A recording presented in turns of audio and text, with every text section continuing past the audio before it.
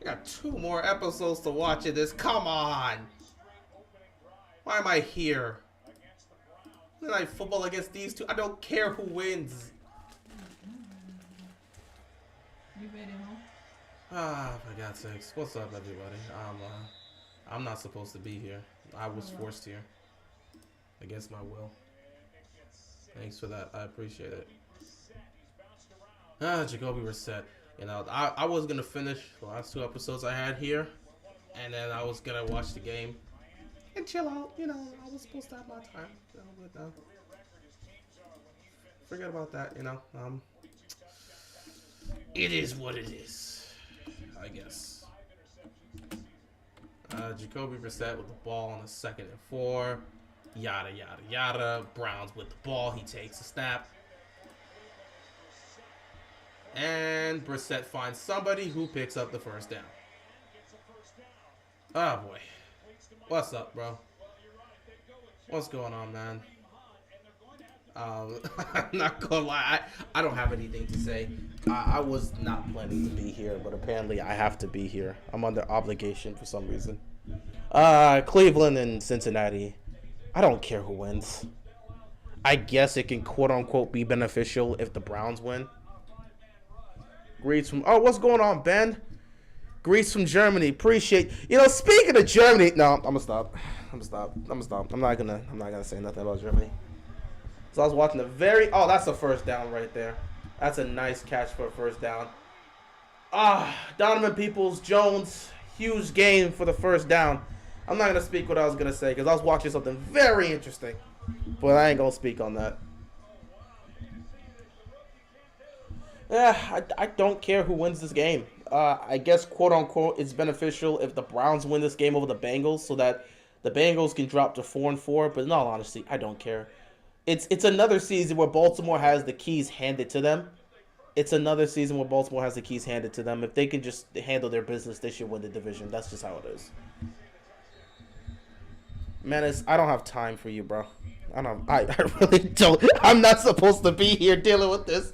I don't have time for you, Menace. I don't. Yeah. Congrats for finding out yesterday, I guess. It's unfortunate that happened. I guess you got the news yesterday when everyone got it a couple months back. But, I mean, cool. Man,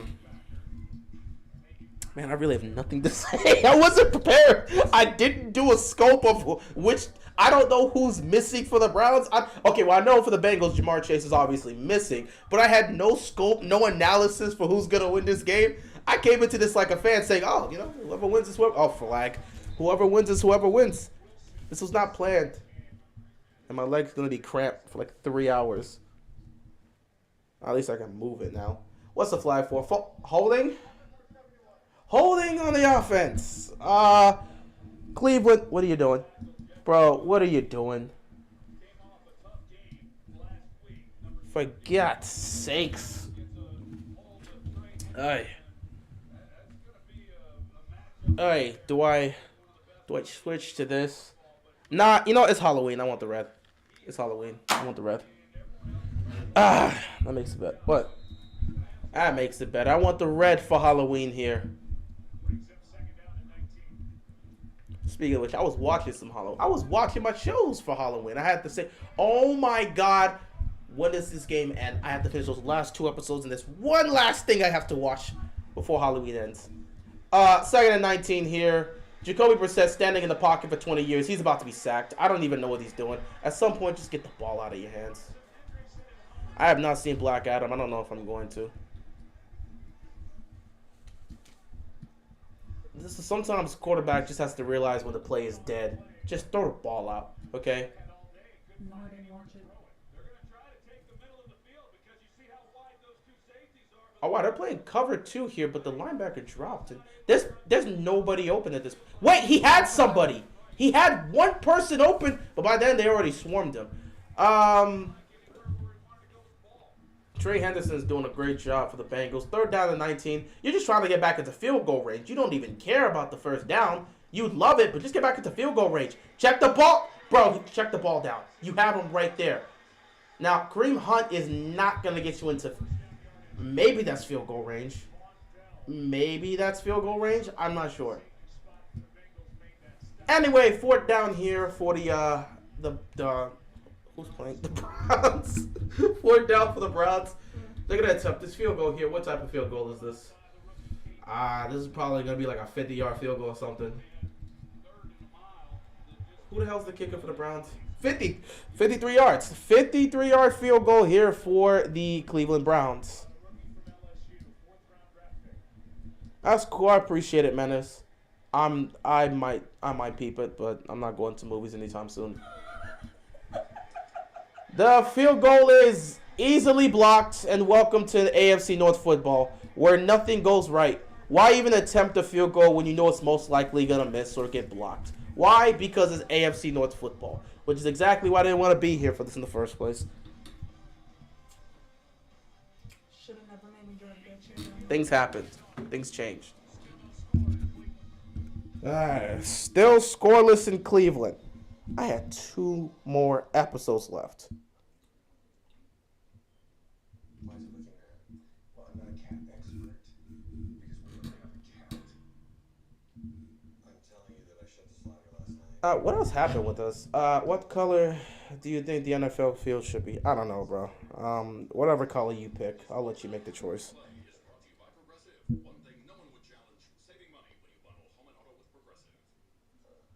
Who else is missing for the Bengals? Huh. I'm not sure. I could look at the inactives. Let me see if I can go to Cincinnati's page. Because I want to know who else is missing for them. Sanderson. For God's sakes, iPhone, just work for me. There we go. Browns for the Steelers. Who would win if both were fully healthy? I don't care. Oh, snap. My camera's out of focus. Magic for okay. Okay, there we go. Why weren't you that excited for Roquan Smith? I'm sorry. It's hard for me to bring the energy when I can't run around. When I can't move one of my legs, it's hard for me to bring the energy. You know, when you're sitting in the chair and you have to, like, lift up one of your legs because you can't put weight on it, it's very difficult to bring that high level of energy. Question. But Who's better, OKC or Magic? what type of question is that? Who winning tonight?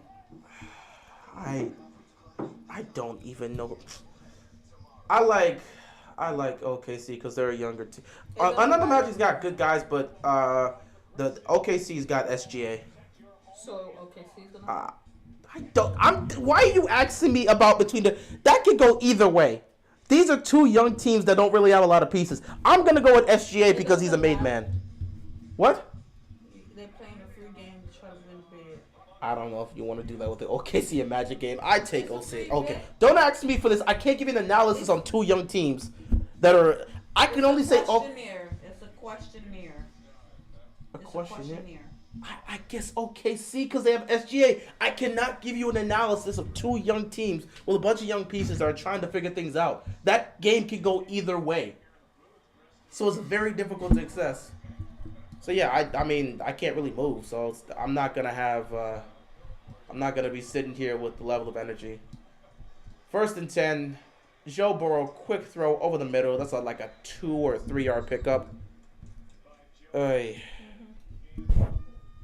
Yeah, it's so simple. Just fix your leg with some Gorilla Glue. This is what I gotta deal with because of you. I was enjoying my Monday night, watching my stuff for Halloween, and I gotta answer questions like this. If you didn't make me What is he drag wearing? this chair all the way down here. I mean, I would still to need it. sit to watch a live stream. I would still need it. No, you would not. No, well, for my videos. Burrow's gonna check it down again, but nothing's gonna be gained there. I think he lost 2 yards. So that might be 3rd and 10. He might have lost 2 yards. Is that wild what Miles Turner said he wants? I mean, is it wild that Miles Turner said he wants to be traded to the Lakers? That's low-key tampering, but I don't care. Does the league really give that much of a damn? No. It's low-key tampering.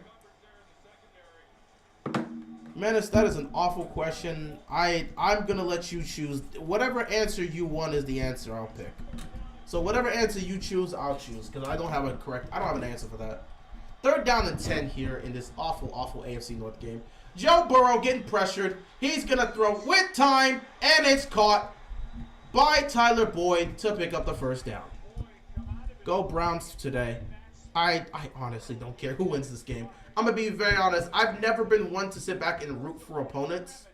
Never been one to sit back and root for opponents if it quote-unquote benefits my team. If my team is as good as I believe them to be, they should be able to handle business. Right? Just like last year, we control our own destiny. The only way we lose the AFC North is if we lose games. Now, last year, we were riddled with injuries, so it was unstandable. And once you lost Lamar, we knew we were not holding on to the divisional lead. This year, we're more healthier, and we seem to be doing well. You're first in the division. You're 2-0 in the division. If you handle business, there's no reason you should lose the division. So I don't care who wins tonight. Honestly, I would have been mad if these two tied. I mean, if they tie, they win, they lose, that's really up to them. It doesn't really affect me at all. Maybe if you're a Steelers fan, you want Cincinnati to win. Or maybe you want the Bengals to beat the Browns or something. I don't know. But as a Ravens fan, this game doesn't affect me at all. Like, not in the slightest. 2nd and 10 here. Once again, the Bengals are in Browns territory. God, I am blanking out right now. Burrow with the snap. Empty backfield here. Pressure coming. Quick throw. Gets it off. And the tackle is made. Maybe he picks up half a yard. 3rd down and long coming up again for the Cincinnati Bengals. I really got to deal with this today, man. Monday. Halloween, too. I was sitting back. Oh, I gotta look for that. What's it? Wait, I remember what it's called. I just need to remember it for the memes. Okay. Damn, I didn't watch it. No Goosebumps. Nah, we gotta redo this whole thing. Okay, so I'm gonna finish those 2 episodes, and then I'm gonna go to. I didn't watch it last year. Where is it? I'm gonna look for this. I know what I'm gonna look for afterwards. 3rd down and 10. 3rd down and 10. Burrow takes a stop. It immediately gets put on the ground by Myles Garrett. And they're going to have to punt the football. Do you think the Browns should change their logo? I don't care if they change it or not, but if they want to, sure. Look at that. Oh, look at the spin. Look at the spin move by Myles Garrett. You didn't have a chance. He spun off of 2 guys. He spun off of 2 blockers. Wow. Myles Garrett is that guy, man. He's such a dangerous individual. All right, they're going to punt this football. Did I watch that crazy Panthers-Falcons game? I did. I didn't know how that was going to go. It just seemed like both teams were trying to give the game away to each other. Obviously, the controversial part of that game was the amazing Hail Mary. By the way, can we talk about P.J. Walker? This dude was in the XFL.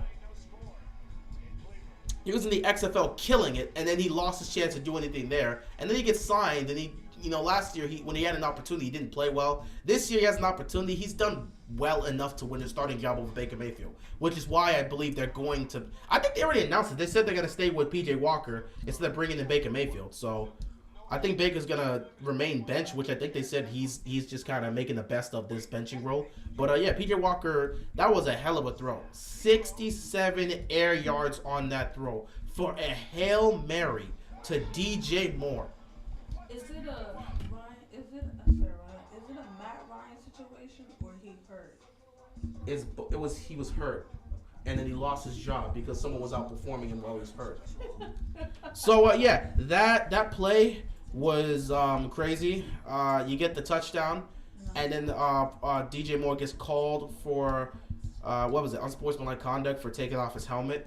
So that makes it 15 yards backwards, and the kicker, who's a bum and is going to lose his job, probably was already fired. If he wasn't fired yesterday, he's going to be fired. No, if he wasn't fired yesterday or today, he will be fired tomorrow.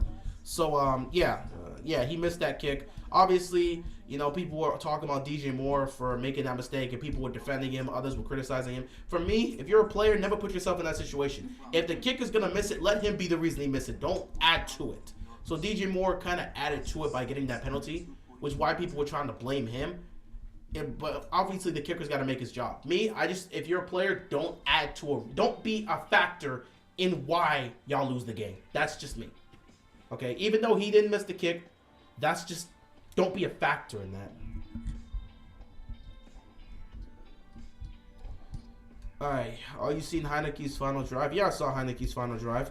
Like I said, Heineke does what Carson Wentz doesn't. He'll get the ball to Terry McLaurin with the game on the line.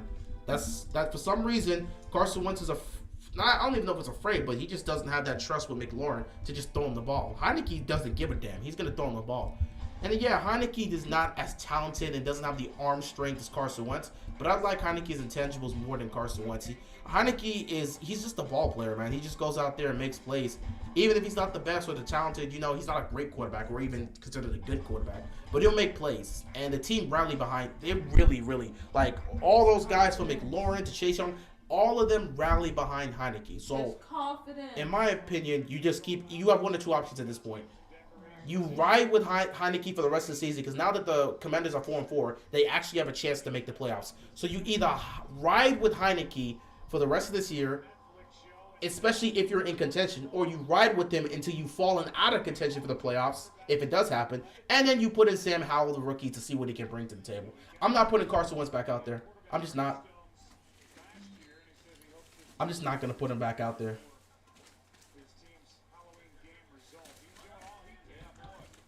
First and 10 here for the Browns because the stop was made. Play action for Jacoby Brissett. He actually got the ball off, and a first down was picked up by Cleveland.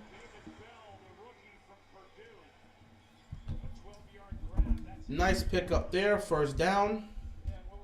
Kawhi is better than Dame. That's not a debate.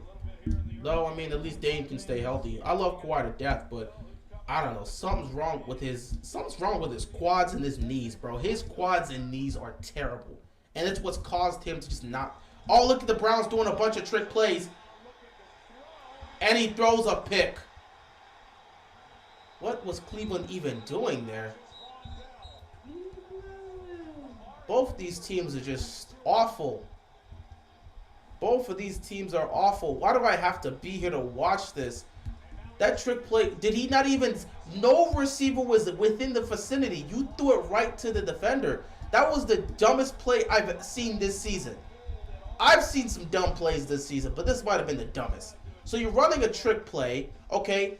You get the reversal here to Amari Cooper, and what the hell did Amari Cooper even see? You underthrew it so dramatically that you threw it right to Von Bell. What in God's name are you even doing, man? That was just a stupid play. That was a really stupid play, and I just have no idea why you would run that. Kawhi is better than Devin Booker. Again, you're just speaking facts. This is something everybody knows. You're just saying things everybody knew. Everyone knows Kawhi's better than Devin Booker, but Kawhi just can't stay healthy because his quads and knees are in terrible shape. What are your thoughts on the Nets? The Nets are the worst defensive team in the league. They can score a lot of points, but they're awful. Ben Simmons is not there to score, obviously, but I assumed he'd be a better defender than what he's been. He's been a terrible defender. Ben Simmons is not there to score the basketball. He's there to run the off. He's there to facilitate the basketball, help run the offense, and play defense. But I haven't seen the defender that Ben Simmons was. I mean, this dude's been bad. This dude's been bad. Sad part is, KD's been a worse defender than Ben Simmons. This team doesn't play defense. I don't give a damn that you got KD and Kyrie dropping 30 nearly every night. If you don't play defense, you're going to lose. And I know they play the Pacers tonight. If they lose this game, the Nets are officially in panic mode. You can say it early in the season, but something got to change. They already had some sort of meeting. And things aren't looking good. If they lose tonight against the Pacers, the Nets season is in trouble because they might make moves. They might just blow this whole thing up because with all the situations that's happened with Kyrie and all the issues that's happened with the team and KD wanting out for a period of time, if they lose tonight to the Pacers, it's over. So they're at halftime right now. The Nets are up by 7. They're up 61-54 in halftime. Let me see. Miles Turner, 5 points. Halliburton's got 9. Buddy Hield's got 14. Okay. For the Nets, Claxton with 12. Kyrie and KD have 15. Ben Simmons is not playing tonight. So both your star players have 15 points.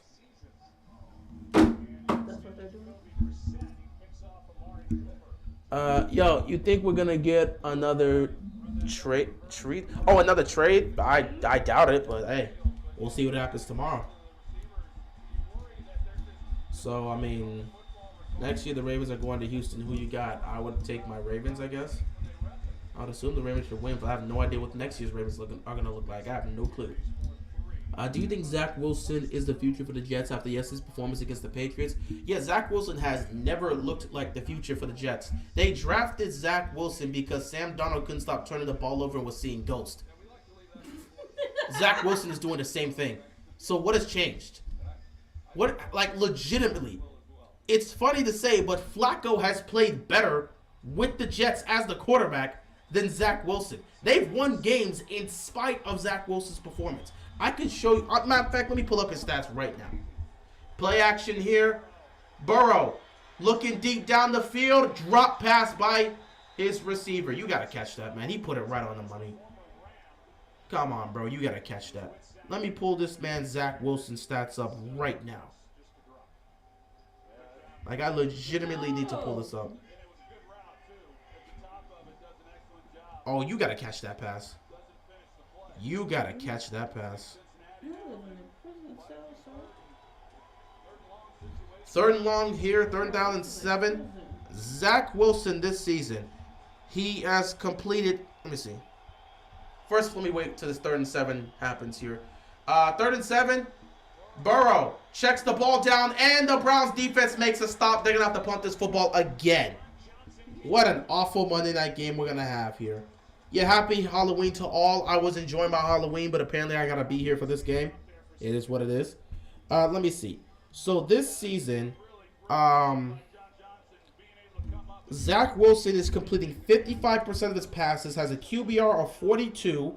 He's thrown for 1,048 passing yards, 3 touchdowns, 3 touchdowns, 5 interceptions, my mistake, and a passer rating of 71. Yeah, he's not the guy for them. They're not going for this on 4th down. They're not going for this. They're not going for this. They're trying to get the Browns to go outside. That's the end of the first quarter. They're not going for it. So, yeah, do I think Zach Wilson is the guy for them? He hasn't looked like the guy. He didn't look like the guy last year. He hasn't looked like the guy this year. I was hopeful that he would take the next step, but he has not looked like the guy in either of these years. And the Jets, they may very well look for another quarterback. But I don't think they can do that this season. They're 5-3.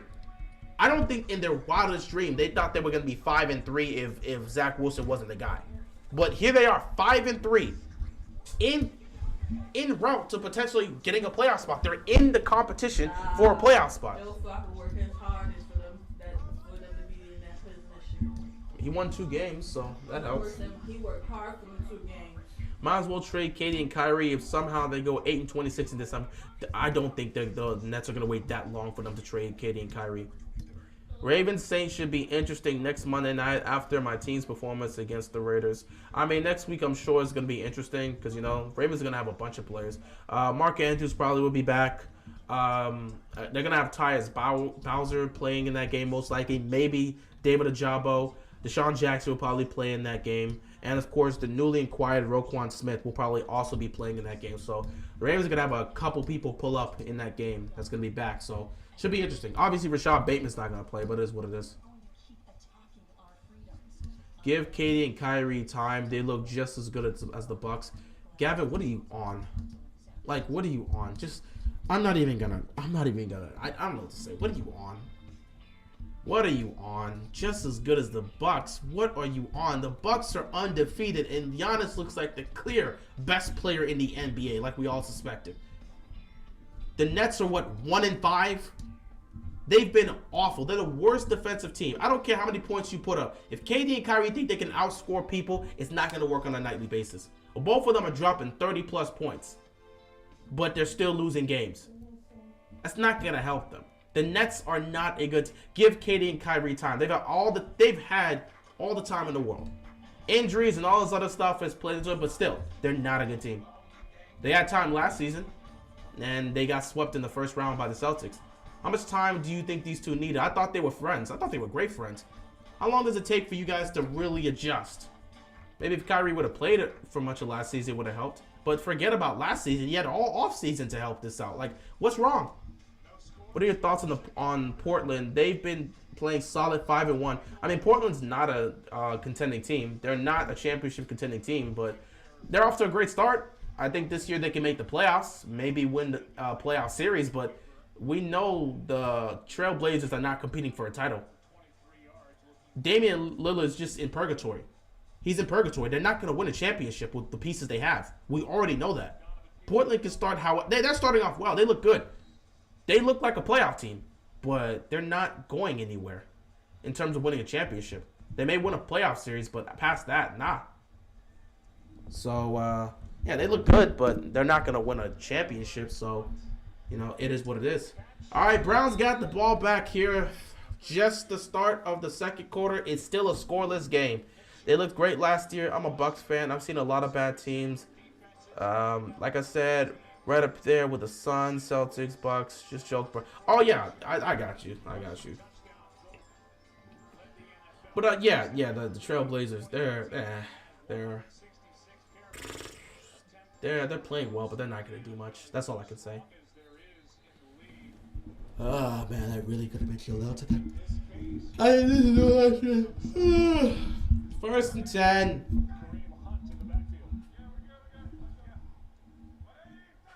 They're going to start by handing the ball off to Kareem Hunt, and Hunt keeps his feet and picks up the first down.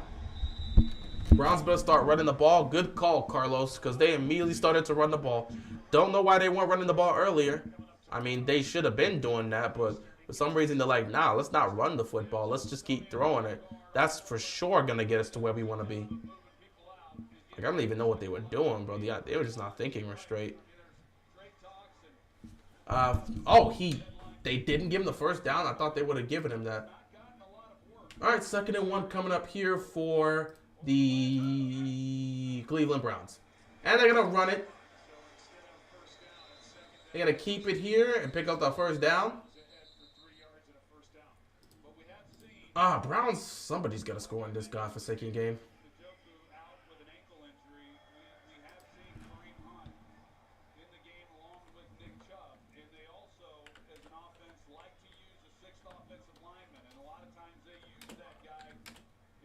Oh, that's another person that's missing. David Njoku. I don't know who's missing in this game. Kareem Hunt gets stopped right there on 1st down. Using a lot of Kareem Hunt here.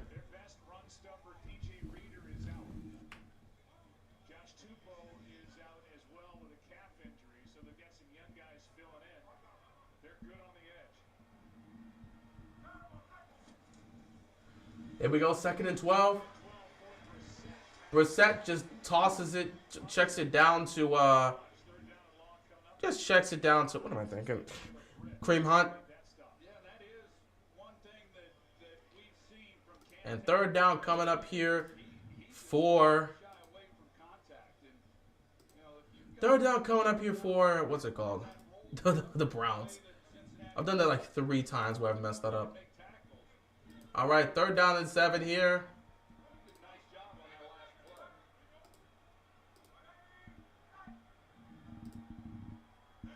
They might go 3 and out here. Actually, not 3 and out. This might be quick here. 3rd and 7. Jacoby Brissett fires. Looks like Amari Cooper made the catch. 1st down picked up here by the Browns. That's a hell of a throw and catch right there. They may check this. Did he make the catch? Oh, he made that catch. Wait! The ball is moving. That is not a catch. Punt the football.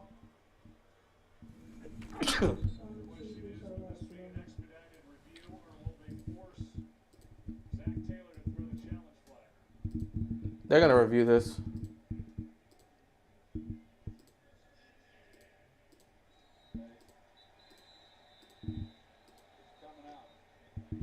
Looks like he's going to have to challenge it. That's not a catch. That's not a catch. You know, passes like that, that's always... Yeah, that's not a catch.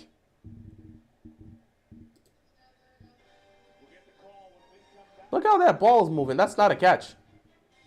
That is not a catch.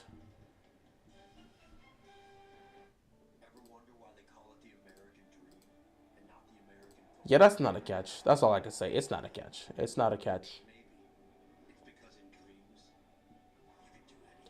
But yeah, it's still a scoreless game here, and it looks like it's gonna stay a scoreless game when these two end up having to punt the football again. Oh, for the love of God! Both these teams. Ah, man. When Jamar Chase is not on that Bengals offense, you get this. I keep trying to tell people, man, these top tier receivers, they mean anything. They mean everything, bro. They mean everything. But no, let's just pretend they don't mean anything. I keep trying to explain to people the importance of these receivers and how they can make a difference. Look at the game right now. You can clearly tell. But it is what it is. Did you see? Oh yeah, I did. Did you see AJ Brown versus Steelers? Yeah, AJ Brown carved up the Steelers. I've talked about this again. That's another example of why you should get your young quarterback a legit proven receiver. Do you see what AJ Brown is doing? We just keep we're looking around the league and we're seeing this all the time. Look at what AJ Brown has done for Jalen Hurts. Look at what DeAndre Hopkins has done for Kyler Murray. Look at what Stephon Diggs did for Josh Allen. When you go out and get your young quarterback a top tier receiver, a proven receiver, you're going to see results. Unfortunately, Baltimore likes to zig where everyone else wants to zag. They don't follow everyone else's. They don't follow the norm, or they don't follow the way or the path that the NFL is currently on. They want to do things their own way. They think they can win by just running the football and playing dominant defense. Run the football, play dominant defense, occasionally pass to your receivers, deal with a lot of heavy personnel, and throw it to the tight end. That's gonna get you a Super Bowl. Let's see if that works out. You can see they already brought in Roquan Smith. They're still trying to put that formula in. We don't need to invest in our receivers. No, we're going to have a dominant defense that can try and stop you. We're going to have a dominant run game, and we'll occasionally throw in here and there. We don't need to have a great passing game. Baltimore thinks they can win a title like that. One day, hey, if they prove us wrong, that'd be neat, but I just don't see how that's going to happen. But it is what it is. But, that's what they want to do. Looking at this game, and the Steelers play Ravens, they have the potential to be on a whole nother level. It has the potential to be nasty. I'll say that. The AFC North games don't seem fun at all this year. I'm a Cavs fan, but my dad is a Bulls fan. It's so hard to root for his team. I mean, yeah, because the Bulls used to torture y'all back in the day. Cavs got potential. Yes, they do. They have a lot of potential, and I love what I'm seeing from Donovan Mitchell early on. He has been the guy for Cleveland.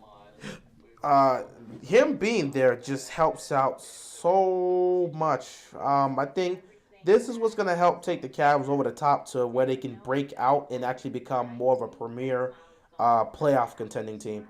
So I believe they can make the playoffs. I don't know if they can go the distance. Maybe with somebody like a Donovan Mitchell, they can win a playoff series because I like what I'm seeing there and I like what they're building. But I don't know if they're going to be able to compete for a title just yet. So I would like to see how that develops. But I like what I'm seeing from Cleveland right now. I really do. They got a lot of potential. Should Tony Pollard start or Zeke still? Well, according to Jerry Jones, the offense goes through Zeke, and Zeke's still the guy. So there's your answer. Whether or not I believe Pollard's been more effective for them, but Zeke can do more things. Because he could definitely be utilized in the backfield and he can block. But Zeke could be utilized for more things. Pollard has been more effective running the football than Zeke. But Jerry Jones said Zeke is their guy. The offense runs through him, so it is what it is. 2nd and 7. The Bengals put up a little sweep here, and they pick up about 5 yards. 3rd down is short coming up here. Look at me getting good with the calls. I'm so used to making calls. I know what they're going to say. So, yeah, 3rd down and 2 coming up here. This game is what the game is. That's what I'm saying, bro. This game is what the game is. I don't have much to say here. If they run this ball, Myles Garrett's going to break this up.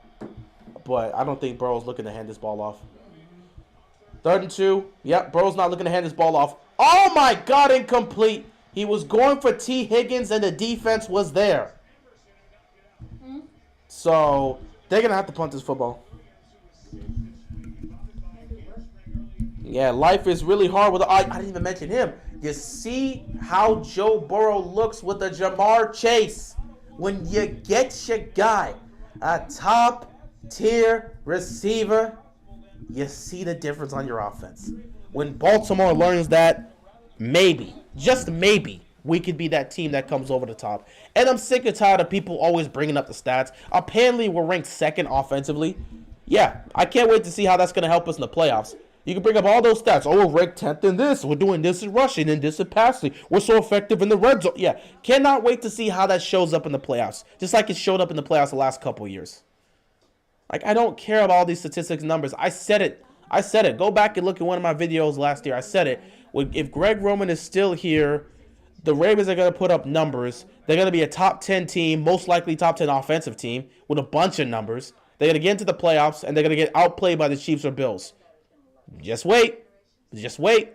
We already got a preview of it. We got outplayed down the stretch by the Buffalo Bills, despite the fact we had a 17-point lead. Just wait. This team's not built to deal with that. But, hey, you added Roquan Smith. That's going to help your defense out. Definitely going to help us out tremendously. Great pickup. But I cannot wait to see how we're going to fumble this bag down the stretch. You just adding an extra player defensively is all of a sudden going to solve the issues here? Sure. You keep thinking that. Don't fall, Crutches.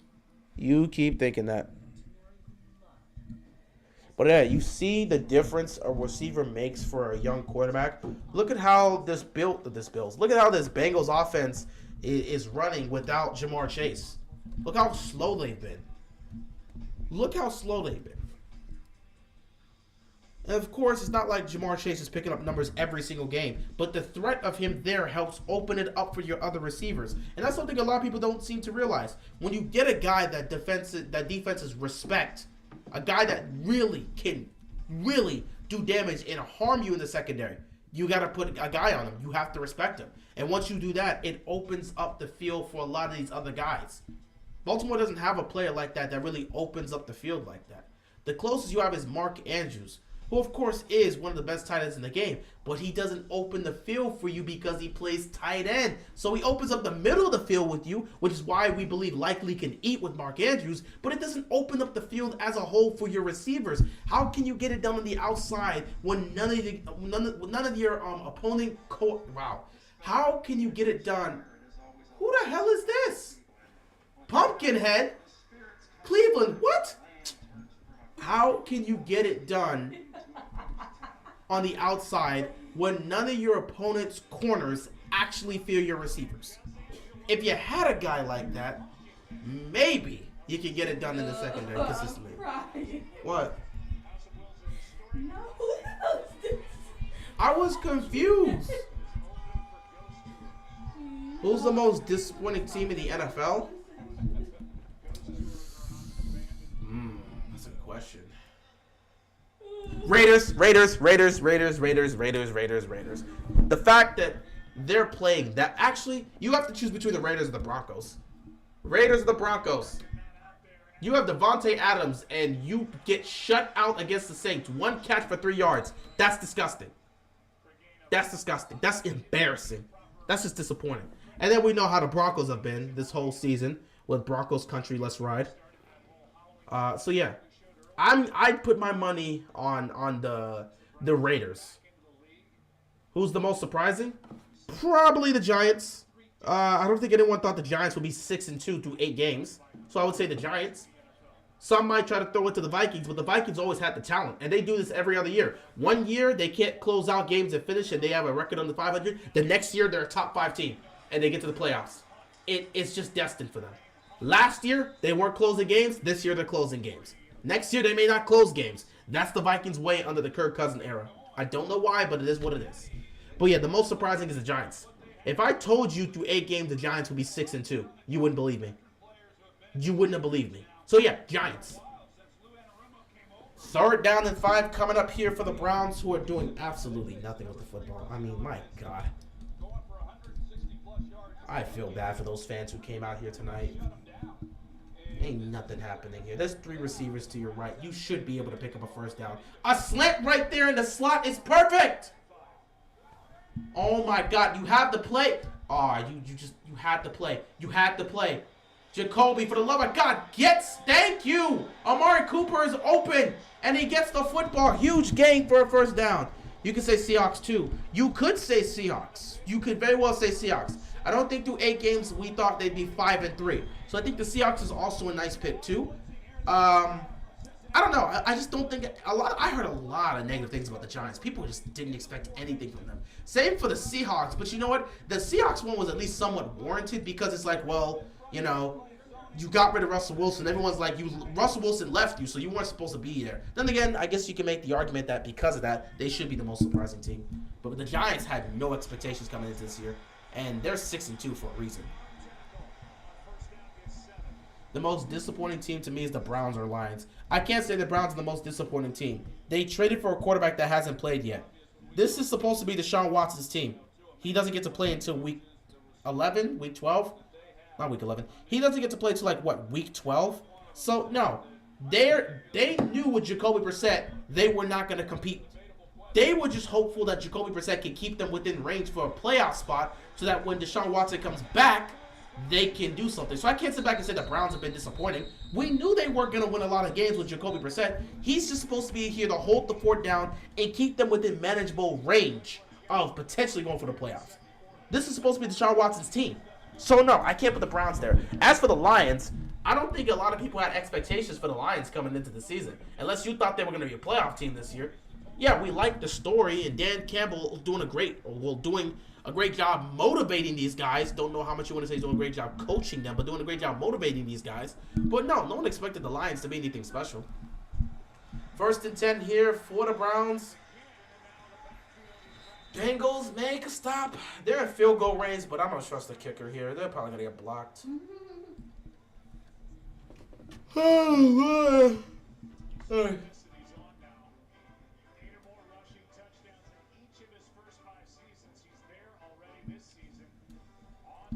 Nick Chubb, 8+ rushing touchdowns in each of the first 5 seasons. Adrian Peterson, LT, Emmitt Smith, man, he's there with a nice list of people. Nice list of people.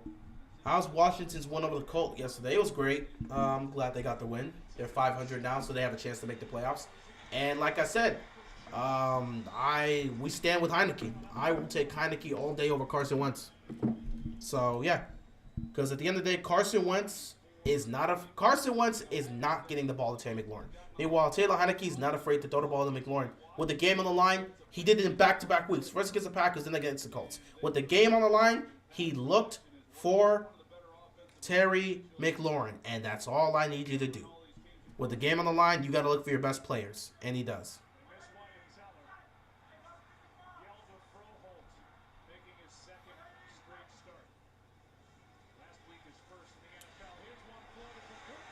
Oh, nice floating pass to Amari Cooper, who made the catch.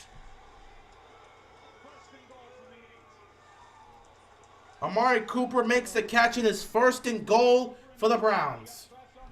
Coaches who leave Bill Belichick from the Patriots to become a head coach or another team really haven't succeeded. Let's just about that. Let's just give you some context here, just so you can really understand how accurate that statement is. The most successful coach to come out of the Bill Belichick tree.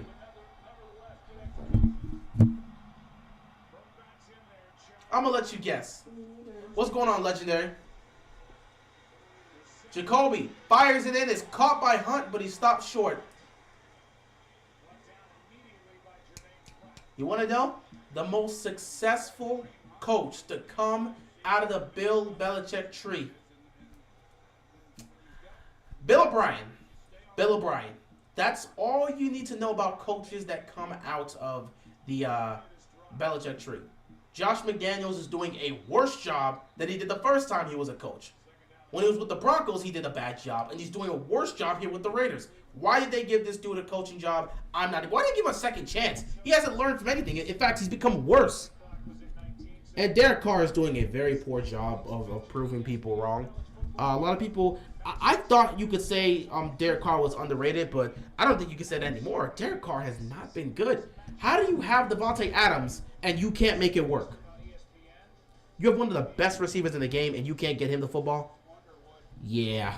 Yeah. I'm sorry. I'm sorry, Derek Carr. It's hard for me to believe in you. If you stand with Derek Carr, it's hard for me to believe that, man. It's hard for me to believe that. Because a lot of times we were saying you were underrated and you didn't have the weapons. They gave you one arguably the best receiver in football, and you have him looking like a fifth string receiver. That's how you have him looking. You can't get him the ball. One catch for 3 yards yesterday against the Saints. I can't deal with you. I'm sorry, Derek Carr. You just, I can't. I'm sorry, I can't. Second and goal here. Direct snap to Nick Chubb. Nick Chubb's going to run into the end zone. Touchdown, Cleveland. And they take a lead. Well, they take the first lead of the game. Finally, there's 5 minutes left to go in the first half, and somebody's finally scored. Damn, we're in for a nasty football game here, aren't we? Alright, Josh McDaniels is an overrated head coach. I couldn't even say he's an overrated head coach. No one ever thought he was great. So Joshua, I couldn't say he's an overrated head coach. No one ever thought Josh McDaniels was great. Everybody's as a coordinator, fine. But as a head coach, everybody saw the disastrous job he did in Denver and said he should never get another head coaching job again. The Raiders saw that and said, nah, we can make it work here, and gave him another job. We all said he shouldn't have another shot. We all knew he wasn't built for that. But the Raiders didn't listen. They chose to fire the coach that helped them get to the playoffs when they were dealing with all the controversy of John Gruden and...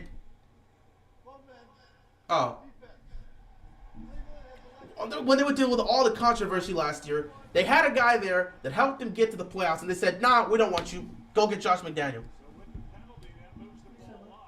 It's because Josh McDaniel thought the play calling style with the Patriots was going to do something with another team. Every coach that's come out of the Belichick tree has thought the same. It's never worked out. The most successful out of all of them has been Bill O'Brien. That speaks volumes for you. And the only reason Bill O'Brien's had some level of success is because he had a generational player defensively in J.J. Watt that was leading that troop. And he eventually landed upon Deshaun Watson to give him some success. But no, Bill O'Brien has not a good head coach. None of the guys that have come out of the Belichick tree have been the great head coaches. Meanwhile, everybody that's come, damn near everybody that's come out of the Andy Reid tree has been incredibly successful. They're going to go for 2, give it to Nick Chubb, and he's just going to run in. So now it's an 8-0 game. What's going on, Void? How you doing, man? What's up with that Ravens trade? Yeah, great trade for the Ravens. Picking up a great linebacker in Roquan Smith. In fact, a fantastic linebacker in Roquan Smith. He's been one of the best linebackers in the game. You get to pair him up with Patrick Queen this season. I have no clue if the Ravens plan to extend him, though, since they gave him a 2nd and a 5th round pick. I would assume they plan to extend him and give him a contract. I have no idea how that's going to work out, so best of luck.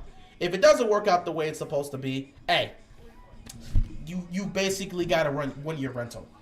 Happy Halloween. Appreciate it, Ben. Happy Halloween to all. You made me. But yeah, Roquan Smith is a great pick, great pickup for the Ravens. But I know a lot of Ravens fans saw that and said, "Well, that's not a receiver." So I'm happy with the pick, obviously, because we've been dealing with the poor linebacking. What's going on, Kevin? How you doing, bro? Welcome to the stream. We've been literally talking about how weak the linebacking core has been over the last couple years. You know. Malik Harrison has done a solid job, but it's not like he's an elite linebacker. And Patrick Queen has been nice and he's made progress, but he hasn't been the guy we've wanted him to be at some point. And a lot of people believe he's not going to get a contract extension. I don't know if that's going to be the case, but Patrick Queen hasn't taken that step into becoming an elite linebacker just yet. Maybe he will, maybe he won't. I don't know.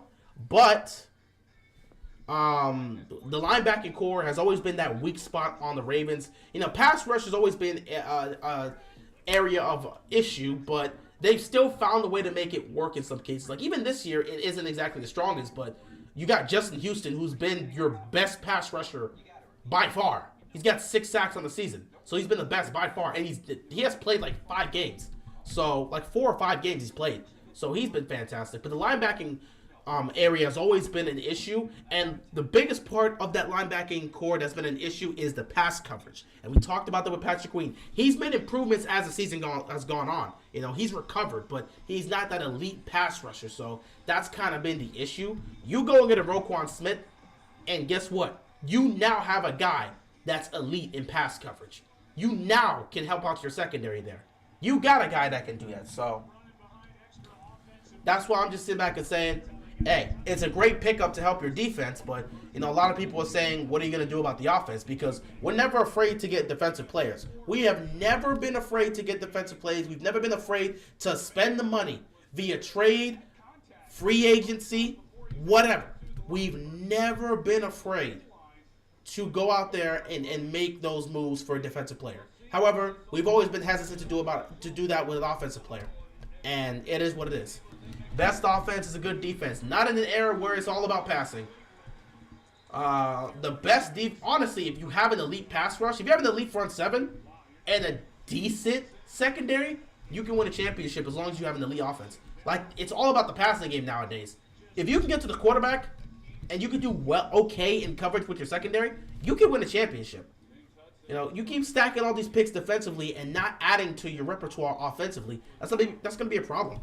It's going to be a real problem. Baltimore does not want to play the way everyone else in the league's playing football. That's fine. See if you win a championship that way. If you don't, you can only look at yourself for your mistakes. Joe Burrow going deep to absolutely nobody, but there's a flag on the play. Pass interference is going to be called. T. Higgins was held. It was weird when that Ravens wide receiver coach became a Texas head coach for one season and got fired. Who the hell was he? I know who you're talking about. Our former passing coordinator. Yeah, he became the head coach for like a year. So it is what it is. Yeah, David Culley. David Culley became the head coach for like a year, and obviously we knew that wasn't going to work out. The thought that we could have had Zadarius Smith and Justin Houston together is painful. Yeah, well, Zadarius Smith wanted to go his separate ways. He wanted to go pursue something else, and I guess he's happy where he is. Isn't he with the Vikings? Yeah, he's happy with the Vikings, so. Yeah, so he's with the Vikings, and the Vikings are playing great football. They're, 5-1, 6-1 right now? So I think it worked out for Zadarius Smith. And I don't trust the Vikings to save my life. I'm not saying the Vikings are going to win a championship. Kirk Cousins is still their quarterback after all. But I'm just saying they're playing good football. Classic EDC, great player, wrong need. I mean, we did technically need to fix up that linebacking core, but people would have preferred if we would have gotten the wide receiver situation. Because that linebacking core, we've complained about that. Whether we want to believe it or not, we've complained so many times about Patrick Queen being terrible in pass coverage. Now you got a guy that can help seal up the pass coverage. We're never going to have to worry about guys consistently getting things done over the middle. You've got a legit linebacker now. So the pass coverage, run coverage is going to improve, but pass coverage is going to improve tremendously. And that's something we've complained about for a long time, which is why people said Patrick Queen's not going to be here long term. You went and got a guy that's going to solve that problem. So it's definitely a need. Maybe it's not the right need in terms of what we may need right now, but it still was a need. And, you know, we can't overlook that part. 1st and 10, since he's got to move the ball now. Oh, my God! Burrow got stripped. Yeah. Cincinnati, I think. Oh, did Cleveland recover? Oh my God, Cleveland recovered. Yeah. 2 turnovers here, a pick and a fumble for Joe Burrow. Life does not seem all nice without Jamar Chase, does it? But at the same time, Joe Burrow's played awful against the Browns. Like, look at his history. The Browns have owned Joe Burrow. Can't say that about Lamar Jackson, but that's a different conversation. If anything, the only team in the division that can say they've quote-unquote owned Lamar has been the Steelers. And that's because that defense... Hey, you go up against T.J. Watt and deal with that on a consistent basis. I know Joe Burrow knows what I'm talking about. Didn't he turn the ball over 5 times against that Steelers defense in week 1? That defense with T.J. Watt is disgusting. Yeah, they haven't been the same.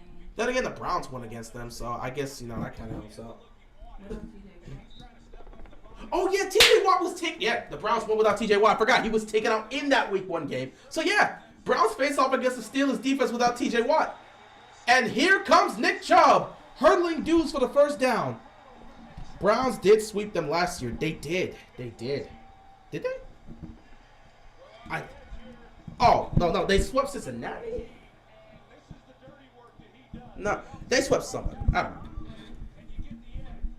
Heineke's never played against the Ravens, so that statement doesn't make sense.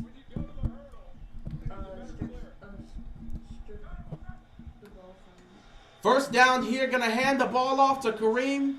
Actually, no, Nick Chubb's still in.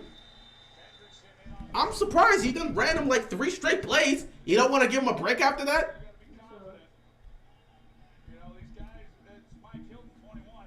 What's going on, Corey, with the Grossi Raid? Appreciate everybody from the Grossi posse. Love y'all. 2nd and 6 here. Cleveland's starting to get it going. Cleveland legitimately is starting to get it going. They're already up by 8. This could be very dangerous here, Flag. This is about to be a false start. Oh, for God's sakes. Come on, man. False start on the offense. You got to be careful with that. You got the momentum right now. You got to be careful. But yeah, life doesn't seem all pleasant without Jamar Chase, does it, Joe Burrow? And people said a receiver can't make a difference. Look at how this Bengals offense has looked tonight against the Browns team that isn't exactly fantastic. They're not great. This Browns defense isn't fantastic, but they're making Joe Burrow look awful. Yeah, first game they dominated them 41-16 last year, and then the other game was close. Oh yeah, the Cincinnati did. Well, Cincinnati was on a they were on a different path last year, so I guess they kind of got over it. But still, I'm pretty sure his record against Cleveland is under 500. Or maybe it is 500. I don't know. But, yeah. Life ain't so easy without your top-tier receiver.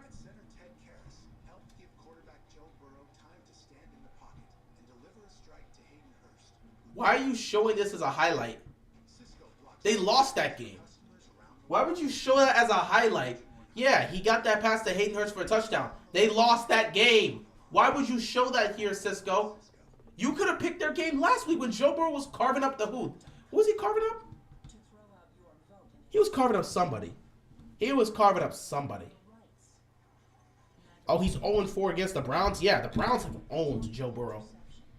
Can't say that. You know, Lamar Jackson's owned the Browns, and Lamar Jackson still has a winning record against the Bengals. It's really the Steelers that have gotten us.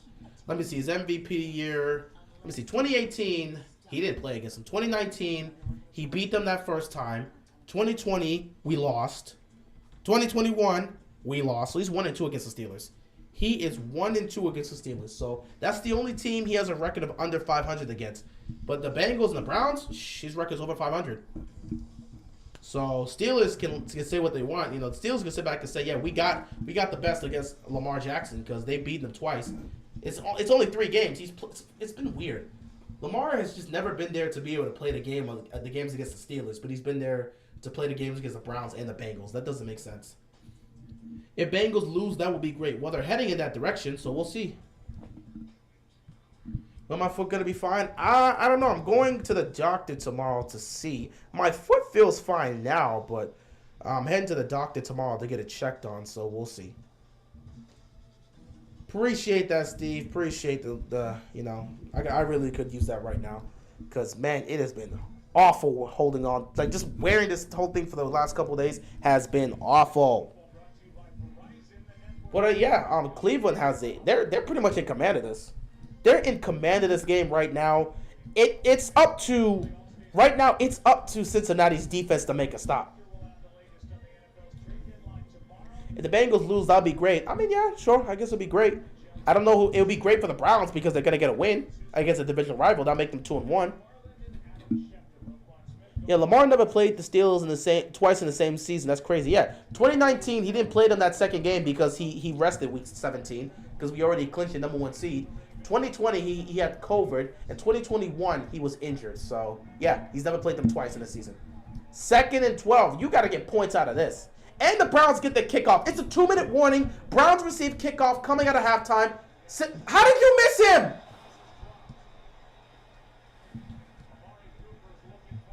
Amari Cooper had the drop. but there was a defender that had a free release on Jacoby Brissett and didn't get him.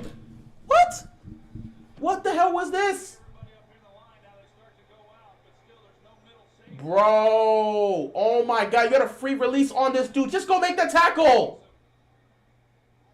What are you doing? Roquan Smith trade feels a lot like the unique Ngakoue trade from a few seasons back. Hopefully Roquan is more than a quiet, good player on defense. We'll have to see.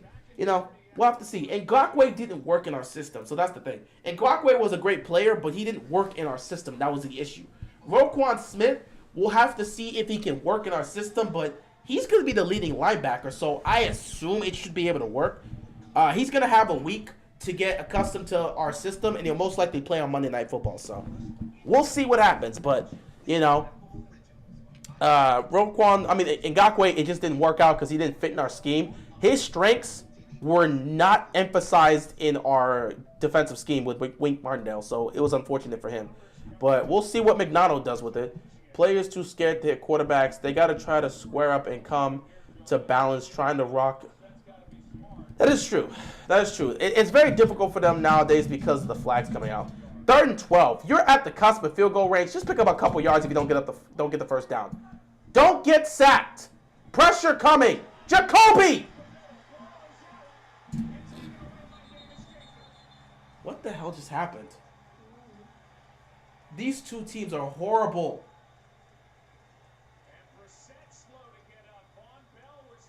These two teams are atrocious. Oh, God, I can't even watch this. So they sent everybody at Jacoby Brissett, and he got walloped. Why he didn't choose to just hold on to the football, I don't know. But he tried to make a play and throw it, and he got that taken. Bro, that's a fumble or a pick, whatever you want to say. Either way, Jacoby Brissett turned the ball over. Oh, my God, this is disgusting. What a disgusting game. Sometimes I miss Judon playing for the Ravens. Yeah, he's killing it in New England. AFC North, home of disappointment. I agree with you, bro. What is this game? I don't even care who wins. Like, this has been an awful game so far. What type of play call is that on first down? Easy tackle made inbounds. 2nd down coming up here. Cleveland doesn't even have to do much here. 23. What? Are you okay? What are you doing? Did sound like somebody was just running all over the place? I don't know. You ain't hit a little Not really. 2nd and 10. Nice catch by Hayden Hurts. Huge gain. Cincy, TJ Watt, or Myles Garrett. You can't go wrong with either or. You really can't go wrong with either or. But I don't know. I love TJ Watt, so I'll probably take TJ Watt. Slight edge over Myles Garrett, but honestly, you couldn't go wrong. Both of them are generational type players. They are absolute monsters and beasts, and you cannot stop these guys. They're the leaders of their defense for a reason. They're just fantastic players. So I'm going to take TJ Watt. But, I mean, it's just, man. TJ Watt's just something different. Same for Myles Garrett. Do you see the Ravens' remaining schedule? Oh, did you see the Ravens' remaining schedule? I don't see us losing any more games. I wouldn't guarantee that. Baltimore has to prove they can be consistent. Oh, Joe Burrow gets sacked. This time he held on to the football, so good on him.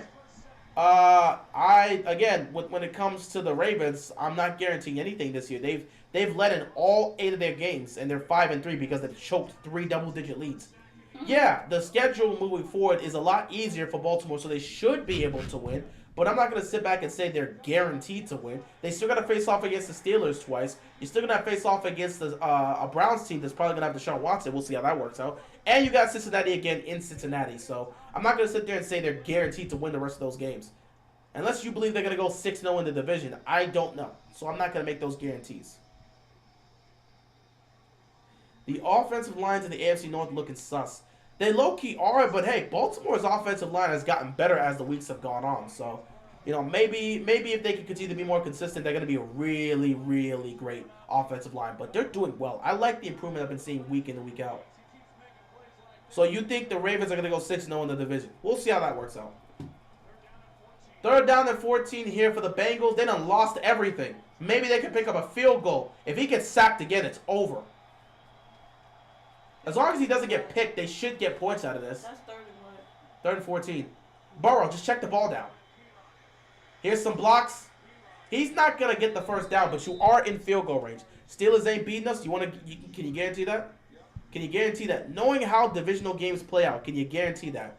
I like the confidence, but I don't underestimate any of these AFC North opponents. And Baltimore hasn't been the team. They haven't been a dominant team this year. So I'm not going to sit back and pretend and act like, oh yeah, we could totally beat these guys. Nah. Not a single one of these divisional games are guaranteed. We almost lost to Cleveland. Never forget that. We almost lost to Cleveland. Steelers can look the way they are, but when you play the Ravens, it's a different conversation. I still think we can win those games, but I'm not going to sit there and say, oh yeah, Steelers can't mess with us. They're definitely not going to beat us. I'm not going to say that. I ain't going to say that. It's never easy when we face off against the Steelers. It's week 8. Yep. Well, week 8 coming to an end. Week 9 we start soon with Thursday Night Football. So yeah, I never say that. This is still week 8. Yeah. So we're going week 9. We're going to week 9. Okay. Starting with Thursday Night Football. All right, McPherson, can you get them on the board? Cleveland gets the ball back coming out of the half. So can you get them on the board? When does TJ come back? I don't know. I actually don't know schedule timetable. Because we play the Steelers in week 14. That's our first. What do you think the Ravens' record will be at the end of the season? I predicted us to be at 12-5. I'm gonna stick with 12-5. Yeah, 12-5, and they win the division. I had us at 12-5 to come into the season. I think we're gonna go 12-5. So I'm gonna stick with that. For me to keep my prediction, they need to 47-yard field goal here from McPherson. Don't choke this. Oh my God, he choked it. He choked it. Bro, was last year? How did the Bengals? Yes. How did the Bengals get to the Super Bowl? Was last year a magical year? You're about to lose your job. Was last year a magical year for the Bengals? Was it just one of those years where nothing could go wrong for Cincinnati? Because McPherson was one of the clutches. He was legitimately one of the clutchest kickers in football. It was Tucker, and then it was McPherson last year. The amount of clutch kicks he made to send them to the Super Bowl was crazy. You're about to lose your job. Were we in a simulation last year? McPherson wouldn't miss these kicks last year. He's missed them this year. I told What the hell's happening? That they were a genjutsu. They had a magical year last year. I told you the Bengals was giving us a genjutsu. Y'all guys didn't believe me. It's not a genjutsu, it's called a one-year wonder. They should have won the ring when they had the chance. Now they're going to regret that. They were the 2018 Rams. You had a shot and you didn't make it. You know, sometimes you get one chance and you just got to go out there and prove yourself, and hey, it is what it is. Wow. Bengals ain't making the playoffs this season. We'll have to see. I mean, they're still in contention. Not you, sir. They're still in contention. I wouldn't sit back and say that they are going to miss the playoffs this year. I think they're going to be in contention. Especially because the AFC hasn't been as strong as I thought they were going to be. I expected the Chargers and the Broncos to be a lot better, but they haven't. And since those two teams haven't, I can see a wild card spot going to Cincinnati. If they can actually find a way to continue winning games. And with Jamar Chase out, that's going to be harmful for them. But they'll have to figure something out. Losing tonight would hurt their case, though. Does that make them 4-4 in the season? So let's see. Bills 6-5, Jets 5-3, Dolphins 5-3, Patriots 4-4, Chiefs 5-2, Chargers 4-3, Broncos 3-5, Raiders 2-5, Ravens 5-3, Bengals 4-3, Browns 2-5, Steelers 2-6, Titans 5-2, Colts 3-4, Jaguars 2-6. Yeah, let me see. So Bills, Chiefs, Ravens, Titans win the division based on what we have right now. Jacoby Brissett over the middle, another catch, another first down. They're gonna have to come quick. They don't have timeouts left. So those will be the top 4 seeds. The fifth seed will go to the Jets. The 5th seed will go to the Jets at 5-3. The 6th seed will go to the Dolphins at 5-3. And the 7th seed will have to come down between the Chargers and the Bengals. If the Bengals lose tonight, they'd be out of the playoff race. Going 0-3 in the division is really... Oh my God, they haven't won. Cincinnati hasn't won a division game yet. They lost in week 1 to the Pittsburgh Steelers. They lost to us on Sunday Night Football. Brissett really messed up his ankle there. They're 0-2 in the division. And if they lose tonight, they're gonna be 0-3. That means their chances of winning the division dramatically goes down. I said 3-3 we is were not in gonna win you the again division. jutsu. Nobody believed me with the bullshit. What? I said we were in again jutsu with these folks last year. It's called a 1-year wonder. That's not a genjutsu, it's a 1-year wonder. You can't force your way to the Super Bowl. It's a 1-year wonder. It happens occasionally in history. Jacoby Brissett throws the ball just to get it out of his hands. They're not quite in field goal range yet. This is why you need a quick throw. Quick throw and get out of bounds. You need a couple yards. You just need a couple yards, Cleveland. You really just need a couple yards. Chargers are injured. Yeah, Chargers. Well, I mean, even with them being healthy, I still don't fully trust the Chargers. Even though I want to so bad. Yeah, they should have made the playoffs last year and they failed.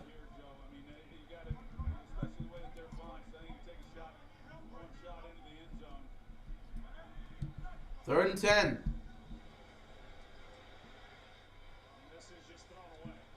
So you're going for the field goal? So we're gonna attempt it. Yes, they are. I don't know. It's gonna be a 60-something probably. A 60-something, bro. You're not making. Maybe a 59. Let me see. If they were at the 39, they might be like, oh, they're at the 38. So that may be like a 55 or a 57-yard field goal, something like that. But he missed from 53, so I don't know if I can trust him. Career long is 58 when they won the Panthers game in Week 1. Eagles might go undefeated. Oh, it's 55 yards. Hey, I got that right. Eagles might go undefeated this season. I doubt it, but hey, it's a possibility.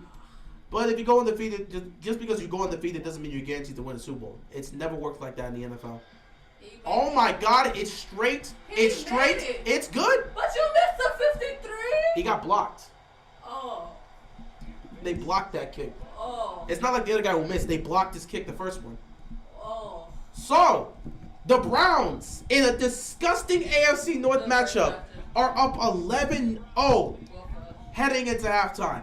The Browns will receive the ball coming out of halftime. Dang, they're up and they get the ball back. That's pathetic.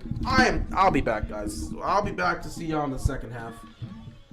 Man, they gotta figure this out. But what?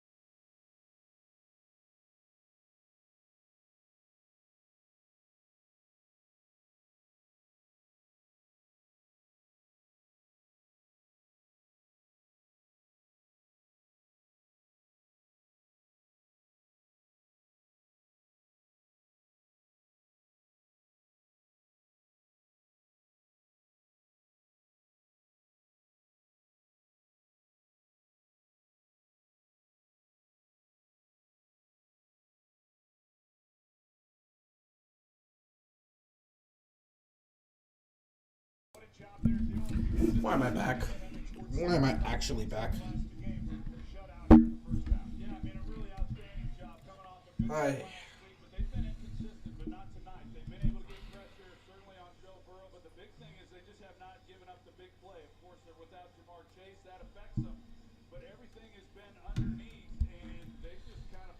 Alright, well, Cleveland gets the ball coming out of the half. This should be fun. What if they make this 18-0? I'm laughing at Cincinnati.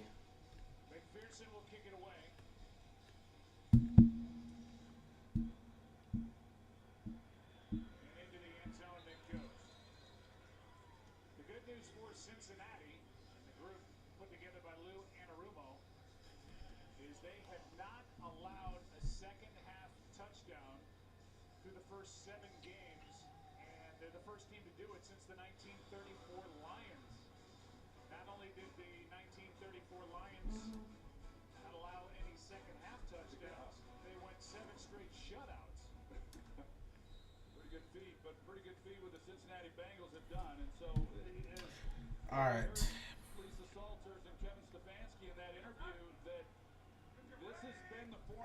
All right. Yeah, I forgot I was back. I was watching a nice moment between. Don't worry about that. First and 10, they're gonna hand the ball off here to Nick Chubb, who picks up about 6 yards. Second down. What team loses to the Browns? I don't know. Team. I don't know if you want me saying that. I remember the last time y'all won the playoffs. But that's just me. Bengals are such frauds. They have only played a game and a half against starting quarterbacks, and maybe 4-4 after losing to the Browns. Back up once Deshaun is back. Yeah, that's not gonna be good. That might have been another first down. Yeah, that's a first down by Nick Chubb. What a run by him. But yeah. Cincinnati, they started off poor, and then, they started getting it going. And after that, losing Jamar Chase is hurting them. It's showing tonight. Jamar Chase, without him there, it makes it a lot difficult to open up the offense downfield. And we're seeing it. You will hope. Oh, he didn't make it. He was short. So it was 3rd down and 1. My mistake. Nets are looking like real frauds. They ain't no way the Pacers are coming back. Yeah, they're about to blow this game. They haven't played anyone either. Only us, and we beat them. That is true. But, I don't know, since you could say it's a Super Bowl hangover, or you could just say they've become the team they were supposed to be, and last year was a magical year for them. Jacoby Brissett couldn't get no push on that, so. Wait. Oh my God, he got it! How can Cincinnati sit back and let this happen? Oh, that is sad. Cincinnati may very well lose this game. He may very well lose this game. Wow. How does the Cincinnati defense allow that to happen for a first down? Let me look at this right now. They are choking. But they're still holding on to the lead. 2:50 left. They're up by 7. The game is too close, though. I don't like how the game's too close. And like I said, Katie with 34, Kyrie with 26. Kyrie might get and finish the game with 30 as well, but we'll see. 2nd and 10 here, though, for the Cleveland Browns.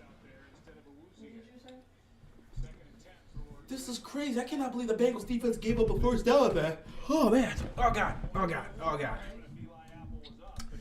All right, 2nd and 10, ladies and gentlemen. 2nd and 10 here. Jacoby Brissett takes the snap. Quick toss here. Can Chubb get the edge? He picks up a couple. 3rd down coming up here. Probably a 3rd and long situation because I think you only got 2 there. Maybe 3. 3rd down coming up here.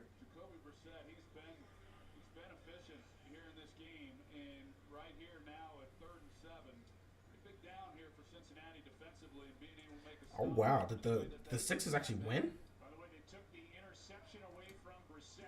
3rd and 7. Brissett has all the time. Pump fakes. Goes deep. Wide open. Peoples-Jones. First down. Who the hell was covering Peoples-Jones? What in God's name is going on now? Bro, if Bengals go down 18-0, I don't know if they can win this game. Without Jamar Chase, you're missing that special player. And Joe Burrow has not been on it tonight. They're giving Brissett all the time in the world in the pocket to throw right now, which is weird. In the first half, they were getting at him, but Brissett, they gave him time on that to throw, and he found a wide open Peoples-Jones. They're going to hand it off here to Kareem Hunt. They get to Hunt this time. Maybe he picks up a yard. Probably, actually, no gain this time.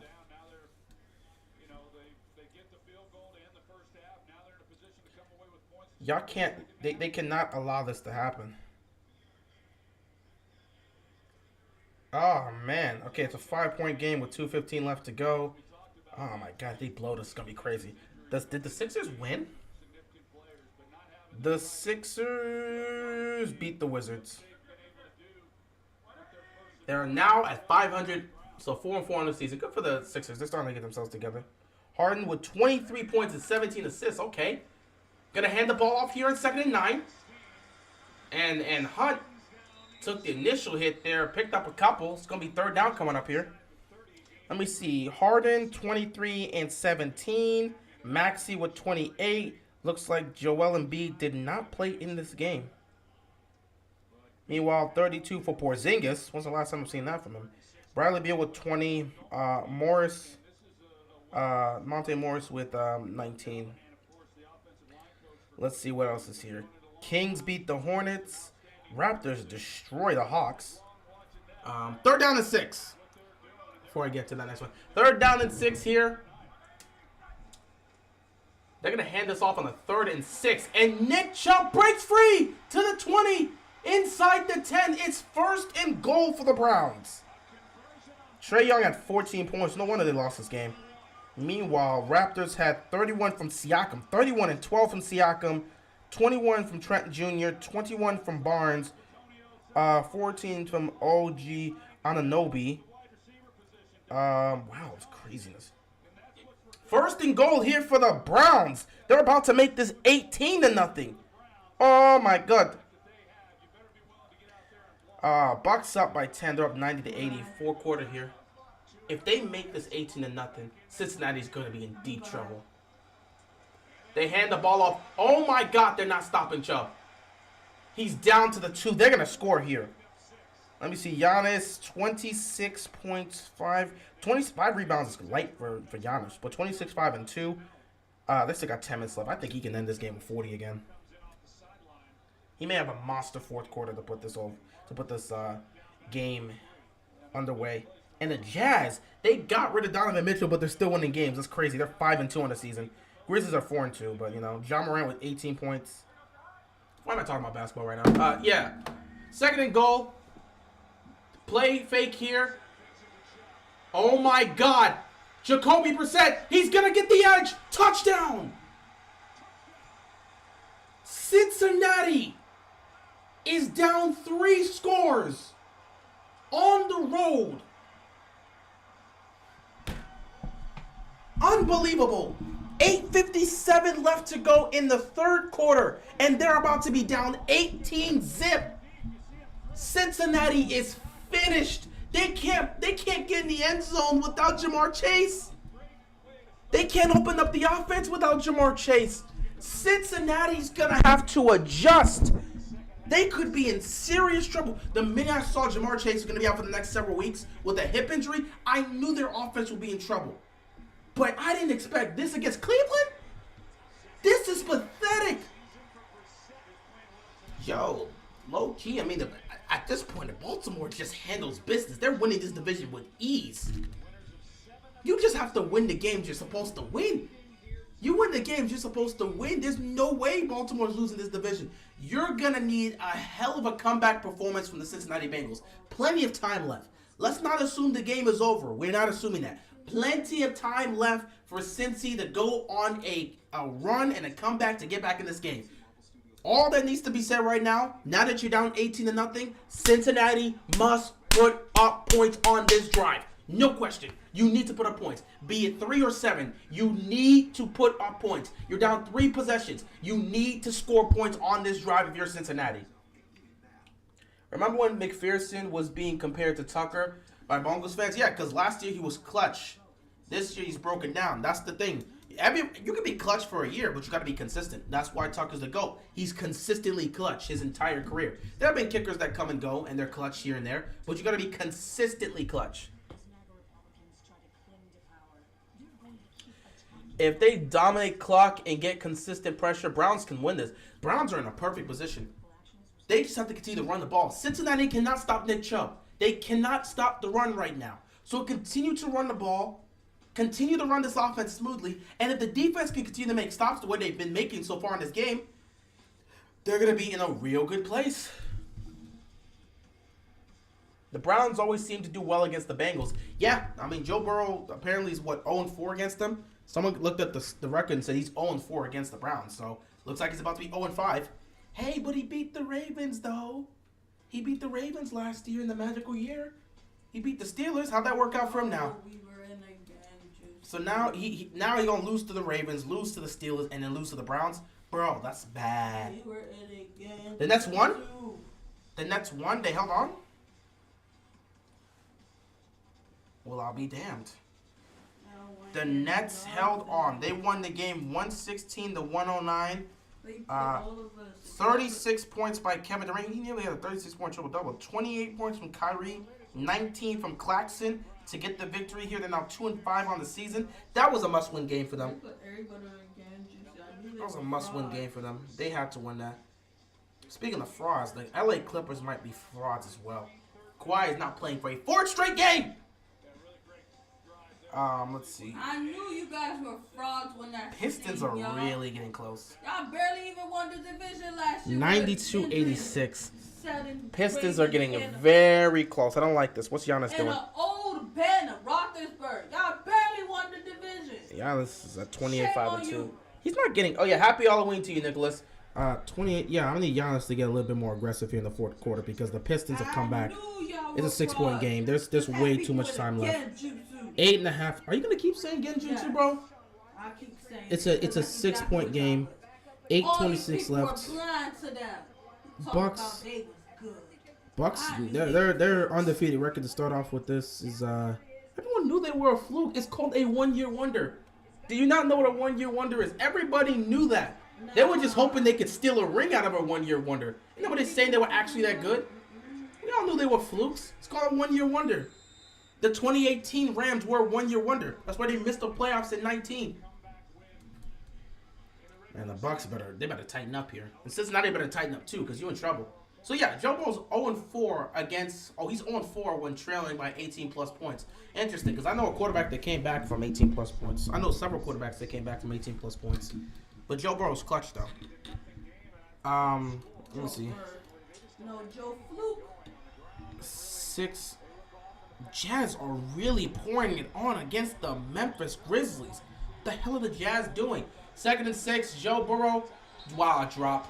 Wow. Mixon has been terrible for them this season. Wow. Mixon has been ineffective for them this season, and it's been a problem.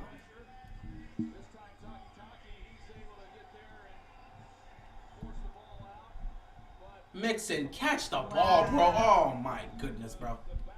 Oh, boy. This is bad. 3rd down and 6. If you go 3 and out, you're done. If you go 3 and out at this point, you're cooked. You're cooked. You need points here. You need points here. 3rd and 6. You have to get something here. And Burrow got sacked. Dang, what we say? Y'all in trouble. Y'all are really in trouble. Well, I guess this benefits Baltimore if the Bengals lose here. So that'll make the Browns 3-5 and the Bengals can drop to 4-4, which means Baltimore will be sitting nice and pretty at 5-3. If they can beat the Saints, they'll be 6-3. They can head into the bye week in a beautiful situation. Let me see what these other teams are doing next week after this game. Yeah, the Grizzlies are really getting handled by the Jazz right now.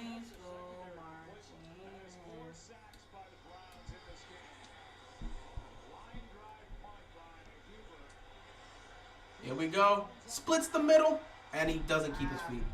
Split in the middle. Okay, let's see. Eagles, Texans, Colts, Patriots, Packers, Lions. Ooh, NFC North matchup. Chargers, Falcons, Bills, Jets, Vikings, Commanders, Panthers, Bengals. Okay, they're going up against the Panthers next week. We'll see what PJ Walker can do, but it's not like It's Still got Rudolph. yes, they still have Mason Rudolph, but Mitchell Trubisky is the person who they're playing. Well, actually, not even Mitchell Trubisky. They're playing the rookie Kenny Pickett. So the rookie's gonna play next week, most likely. Raiders, Jaguars, Dolphins, Bears, Seahawks, Cardinals, Rams, Bucks, Titans, Chiefs. Are the Steelers not playing this week? Or did I not? I thought, oh, the Steelers are on a bye week. No, they're in the bye. Steelers are on a bye week. Good for them. They're 2-5 on the season. So Only reason I know they're in the bye because of Donald was going on.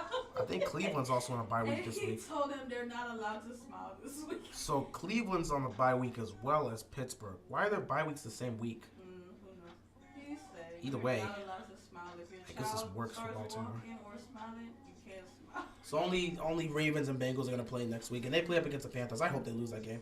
I want to make it as easy as possible for the Ravens to win the division. Joe Mixon can't punch through the line. Ha ha ha ha ha. That's a really clever joke there. I didn't mean to have a condescending laugh, but that's what it's gonna come off as. Because that has been an overused joke, an overused phrase for like the last several You years. used to meatball some Subway. I no. Good, don't do that. Why? Because somebody who used to work at Subway, they say they don't, their meatballs are not fresh. I would assume so. They not fresh at all. They make it and they be there all day. Sometimes they just reuse the same meatballs. I would assume so. Probably really use a lot of stuff. Don't get me wrong, man. That definitely. Are you confident Ravens can make it deep in the playoffs? At what point have you ever heard me say this season I'm confident in this team going the distance? If this is your first time asking me this question or first time being on the channel, no, I'm not confident the Ravens can make it deep in the playoffs. I have never once said that. I've come out and said that the Ravens are not Super Bowl contenders as of right now. They are legit playoff contenders, but Super Bowl contenders, I do not put them there. They're heading in the right direction. They're getting healthy at the right time. They're winning games. They have plenty of time. You don't have to be a Super Bowl contending team. There goes the You don't have to be a Super Bowl contending team in week 8. All that matters is when you get to the final week of the season, you're in the playoffs and you look like a Super Bowl contending team. Baltimore has plenty of time to get it together. They just traded for Roquan Smith. Maybe they trade for a receiver. Who knows? If they can beat the Saints, they'll be 6-3. They'll head into the bye week. They'll assess the team and they'll get healthy. So getting healthy and adding pieces is what you want to see from the Ravens. If they can stack wins, they're in a good position. So no, I'm not confident the Ravens can make it deep in the playoffs. I've never been confident this season that they can make it deep in the playoffs. I want them to show me they can. I'm not going to give them that granted. They haven't earned that title.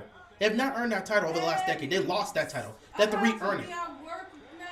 Wide open in the middle. Joe Mixon is like the worst elite back in the league right now. He's not playing well at all. He does not even look remotely close to what we've seen from him over the last couple of years. And it's been bad. Wow, the Browns are just moving the ball willingly. They're just letting these Browns move willingly down the field. Donovan Peoples-Jones. I know, but I'm saying these people, who really made this last name? Okay, I don't know. That's his family. Someone from their line has that name. I want to know the backstory to that one. Maybe it's a nickname. I don't know. Oh, there's no nickname. They're hyphenated. That's last name. I'm just saying maybe it's a nickname that he puts there. Browns own Burrow and the Bengals Browns own Burrow and the Bengals is actually insane. Yeah, it is insane that the Browns have consistently played well against Cincinnati, even with Joe Burrow being there. Hey man, you got that Super Bowl appearance. I'm sure that's gonna hold them down for a while. Hunt picks up another first down. They can't stop the run. The Bengals defense cannot stop the run. Their defense is tired.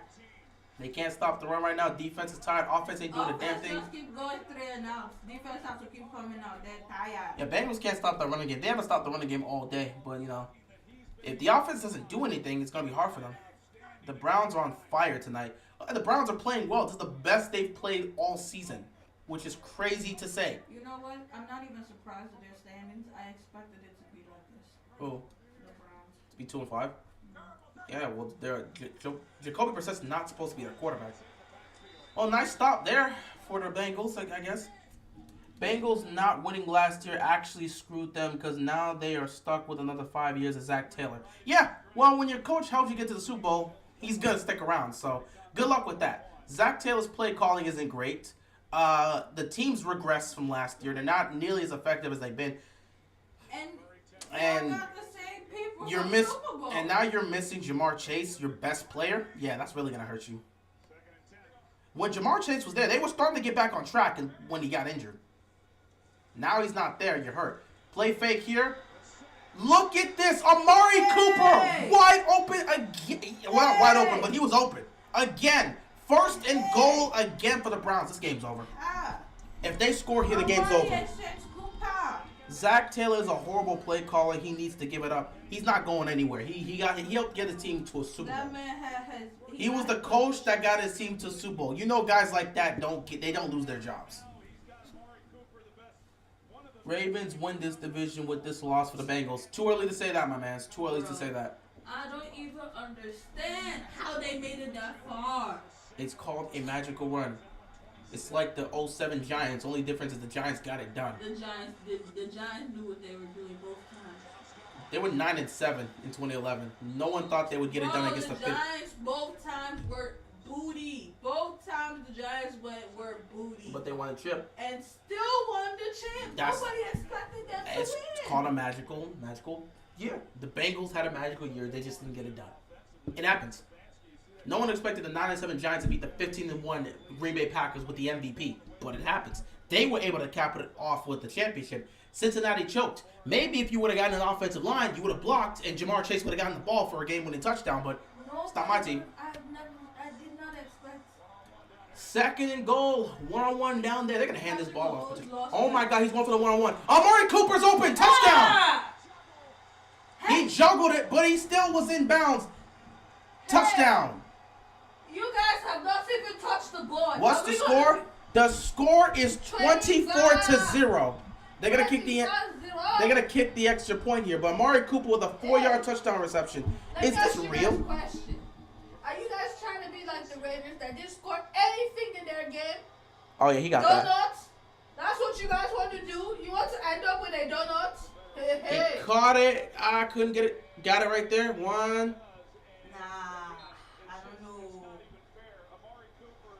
He slid his feet. He got it. He got it. Extra point coming up here. Bengals nightmares of Browns on Halloween. Oh, this is a real Halloween. They dressed up as clowns for Halloween.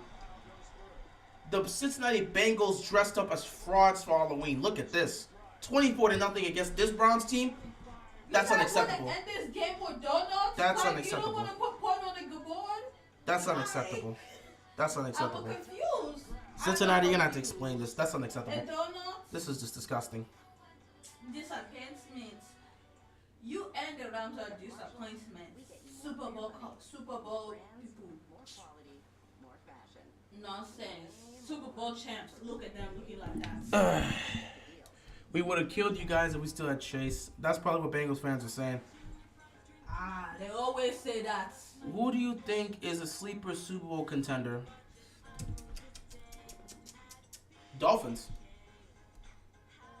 They have the talent. They clearly have the talent. Coming into the season, I had them as a sleeper.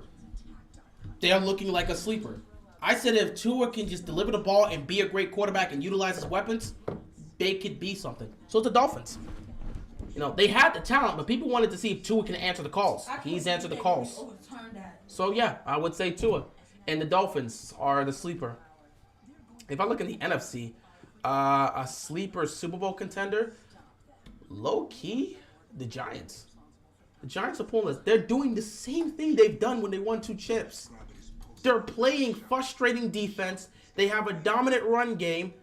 And you got a quarterback that's not playing fantastic, but he's not turning the ball over. So you got to be happy. In the fourth quarter, the Giants, for the most part, have closed games in tremendous fashion. This is the formula they used when they won those 2 chips.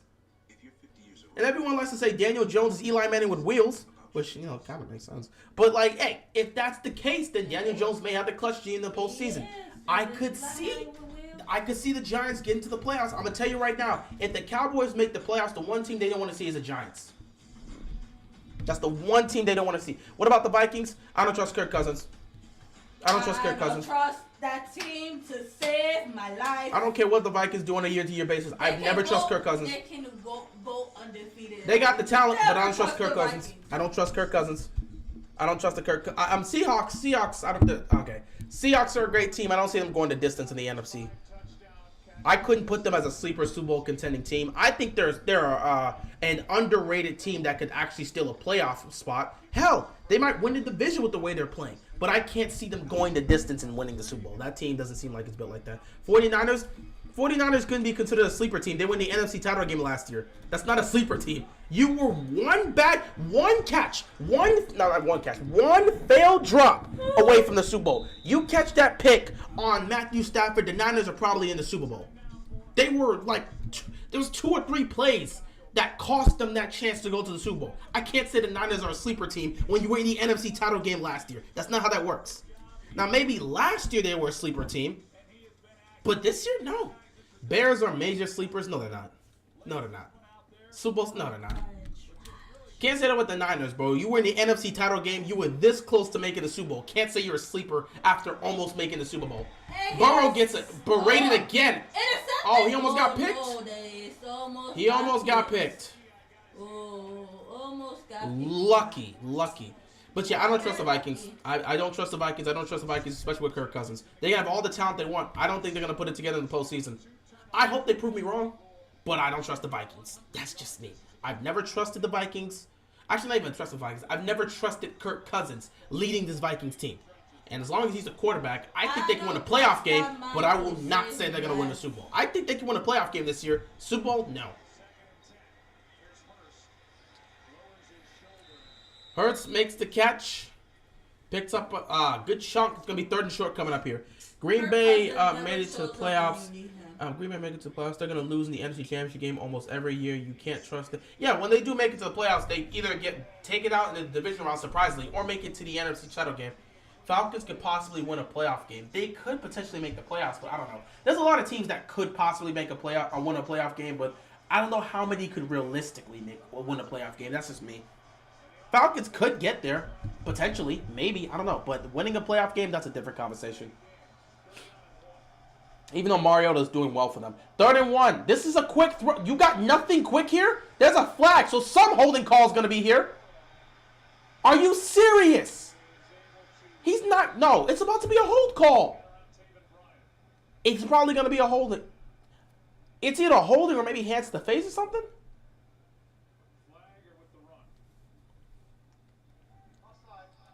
Who jumped?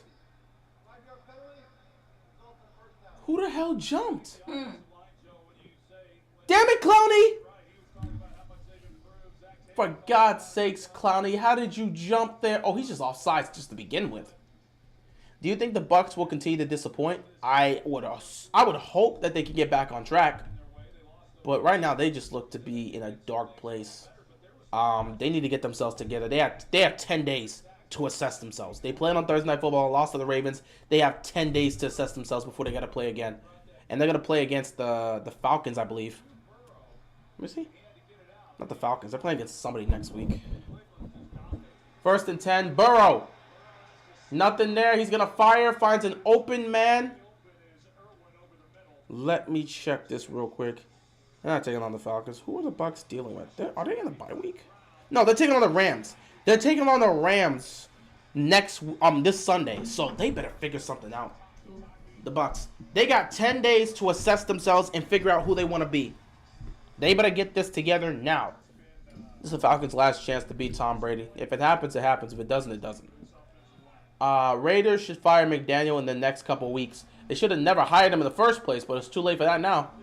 Their season's most likely done. They're going to hand this ball off, and Mixon looks like he picks up a good chunk, maybe 5 yards. 2nd down coming up here for the Bengals. There's a minute left to go in the 3rd quarter. Speaking of that, let me check to see if the Bucs were able to hold on. No way they lost the streak, man. The Pistons were coming heavy. Oh, yep. Whoa! The game is too close. It's a 3-point game with 2:36 left. Second and 4. Quick toss here to Mixon. He picks up the first. Joe Burrow should have been checking the ball down from the beginning instead of trying to force passes. This third quarter is coming to an end. I don't know if they're going to run one last play here.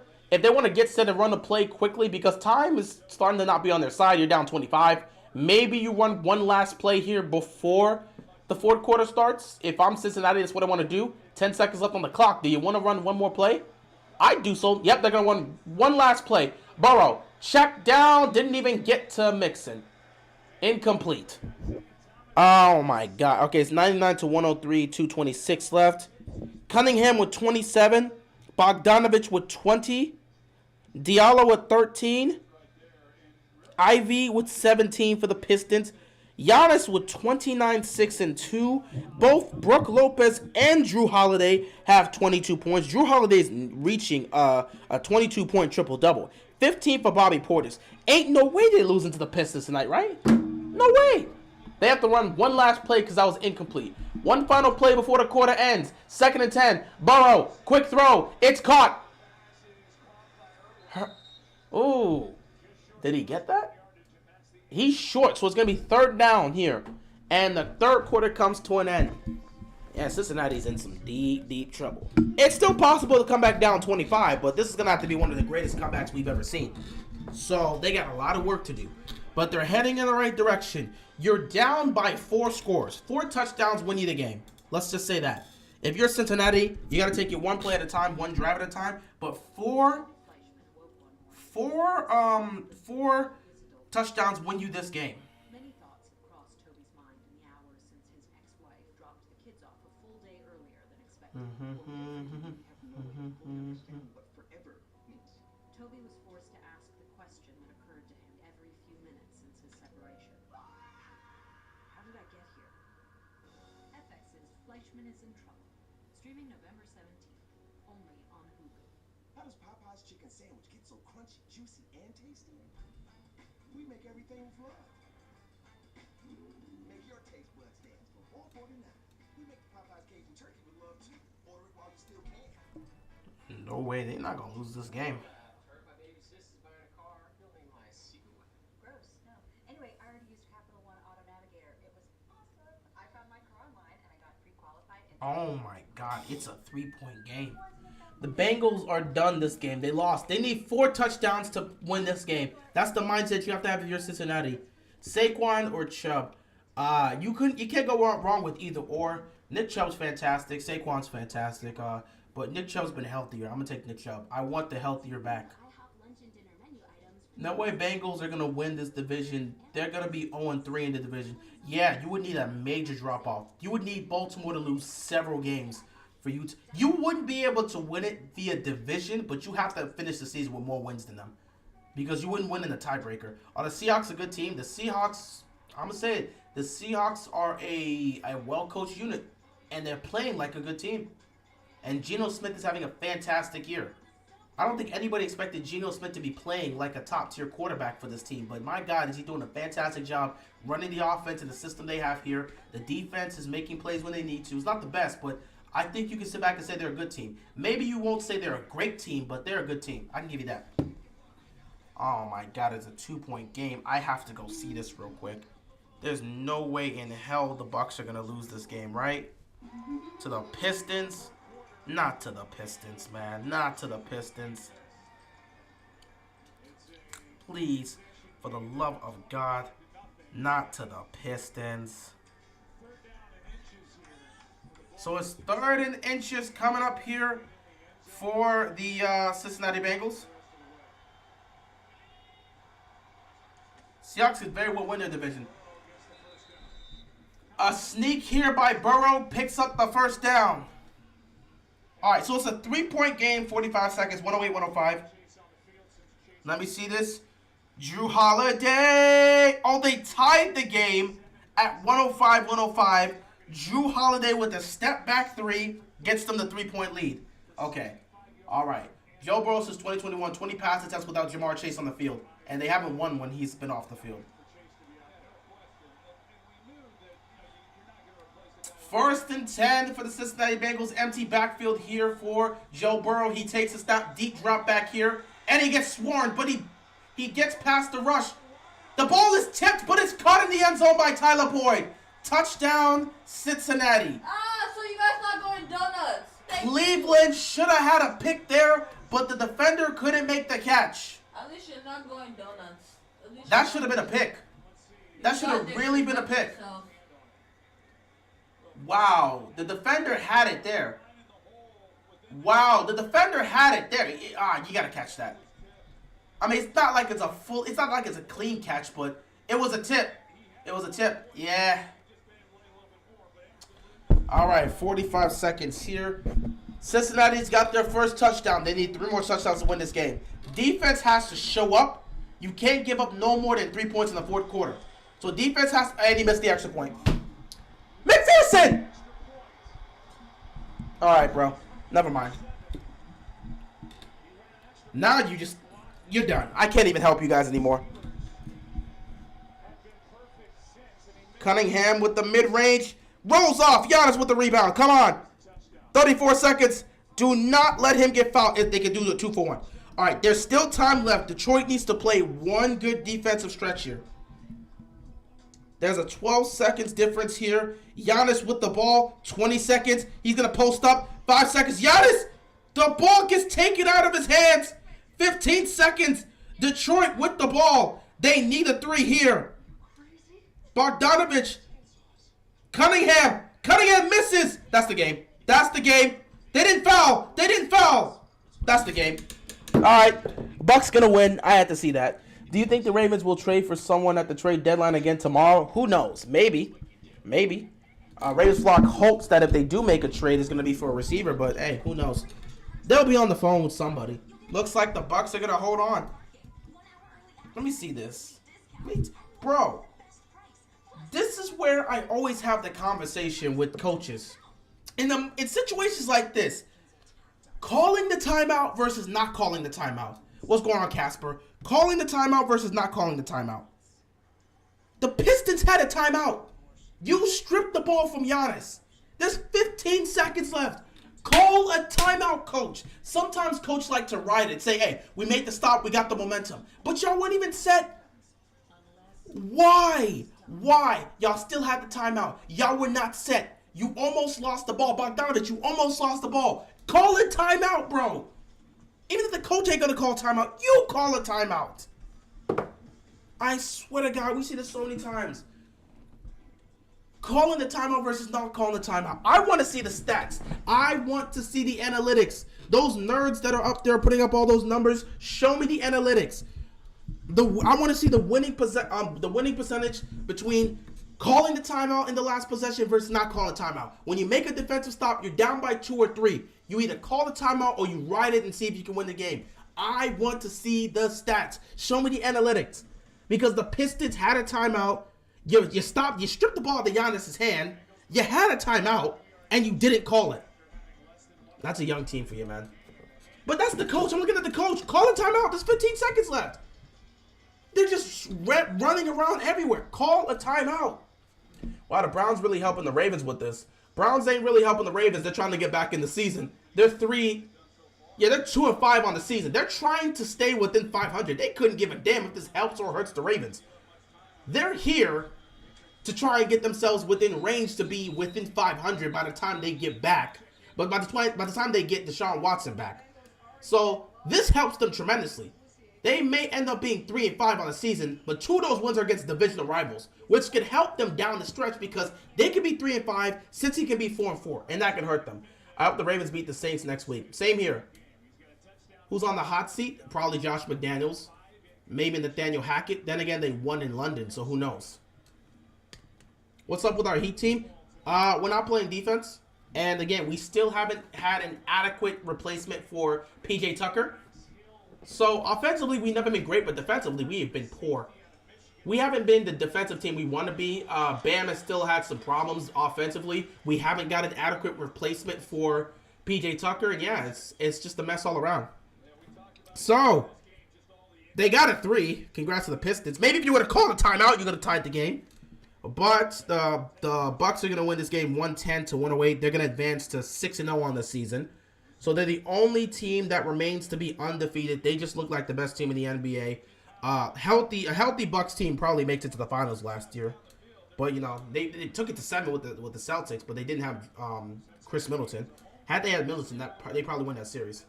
I'm not sure about Kyle Lowry. Yeah, he lost all that weight just to still be ineffective. Crazy. 2nd and 4 here for the Browns. Gonna hand the ball off to Nick Chubby Chubb. And he almost breaks free. But Cincinnati makes a stop. And here comes the 3rd down. So let's see. Who else is playing tonight? Lakers got their first win yesterday. Nets were able to win a game that they needed to. It felt like it was a playoff game for them. Jazz are up 11 against the Grizzlies. So good for them. Who's else is playing today? So the Rockets and Clippers, but I'm so sick of Clippers. Clippers have been a joke this year. We'll just start off the season. Kawhi's not going to play for his 4th straight game. That man's knees and quads are damn near done at this point. Hunt picks up the 1st down. Man, that's a stop since he really needed. Lakers suck pretty much. But hey, they got their first win though. They got their first win. Russell Westbrook embraced the bench role and somehow they won a basketball game. Can't believe they beat the Nuggets. It was the Nuggets, I believe. They beat the Nuggets. Or the Pacers, one of the two. Oh, they beat the Nuggets because the Nets played the Pacers here. Or maybe the Pacers won a back-to-back. I don't know. Either way, 1st down here. Kareem Hunt, 11 rushes, 42 yards, 4 catches, 30 yards. He's been all over the place for them. He's been effective. That's all you can say for the most part. 1st and 10. They're going to hand this ball again. And this time they tackle... Nick Chubb behind the line. So, good stop right there. 2nd down coming up here for the Browns.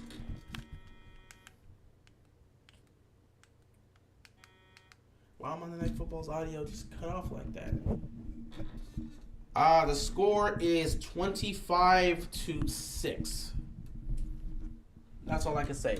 The score is 25-6. But yeah, they're going to need Deshaun Watson when he gets back. So Cleveland needs to be close to 500 if they actually have a chance to make the playoffs. At least that's what they believe. They're going to hand the ball off here on 2nd and 11 to Chubb again. But he doesn't get anything. Well, he picks up maybe 1. 3rd down coming up here.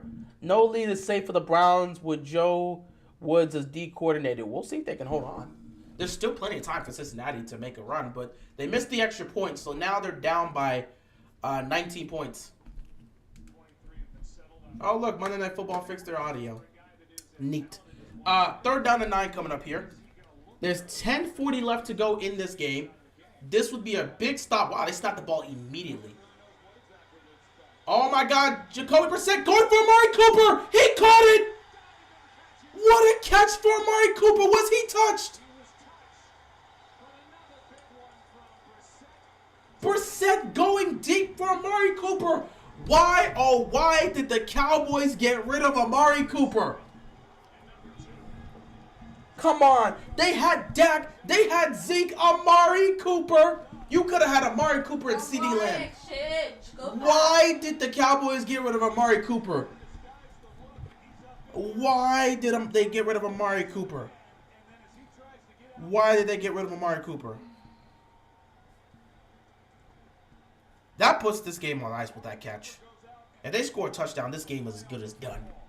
Why would they do this to themselves? Amari Cooper, 5 catches, 131 yards, and a touchdown. Oh, my God. 1st and 10. They hand the ball to Chubb. Chubb gets stopped right here. So Cincinnati knows if they don't make a stop here, you give up a touchdown, this game is over. Cincy's defense has been terrible in the second half.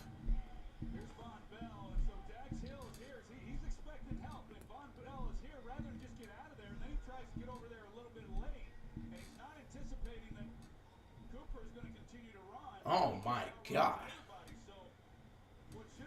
That's disgusting. 2nd and 10 here for the Browns. They're under 9 minutes left to go. If they score a touchdown here, the game is over. Which means I might be able to end the stream early. They hand it to Chubb. Chubb breaking through. Chubb in the end zone. Touchdown. Oh, this game is over. The Bengals are getting humiliated at this point. What a pathetic group. You lose. You lose. Jamar Chase. And you get humiliated like this.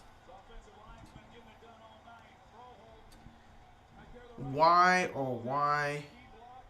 Kawhi Leonard will miss at least the next 3 games. Oh, for God's sakes. This guy, wow. This guy's knees and quads are done. I don't even know how long he can last in this league, bro. We talk about AD being injured. I love Kawhi to death, but damn, he can't stay healthy worth a damn.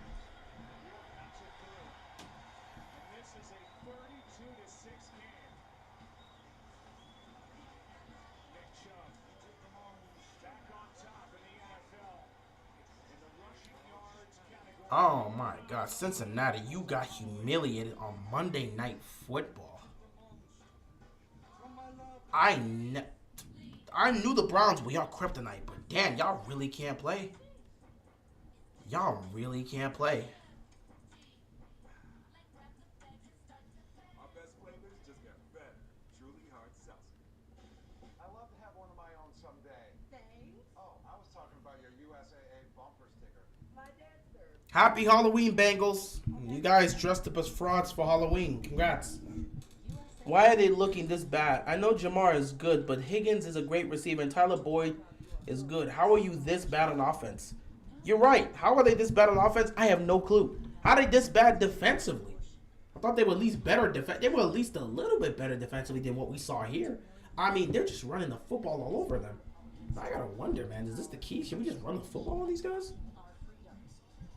Damn, the Steelers should have ran the football more. Hey, Baltimore and Pittsburgh still won their game, but I'm just thinking, if you just ran the rock all over them, they probably would have lost those. They would have won those games with ease. Because this team can't seem to stop the run. And Jacoby Brissett's he's thrown 3 great passes, all to Amari Cooper. And again, why did the Cowboys get rid of Amari Cooper? Why, Dallas? Why did you trade Amari Cooper? You haven't explained that for the most part.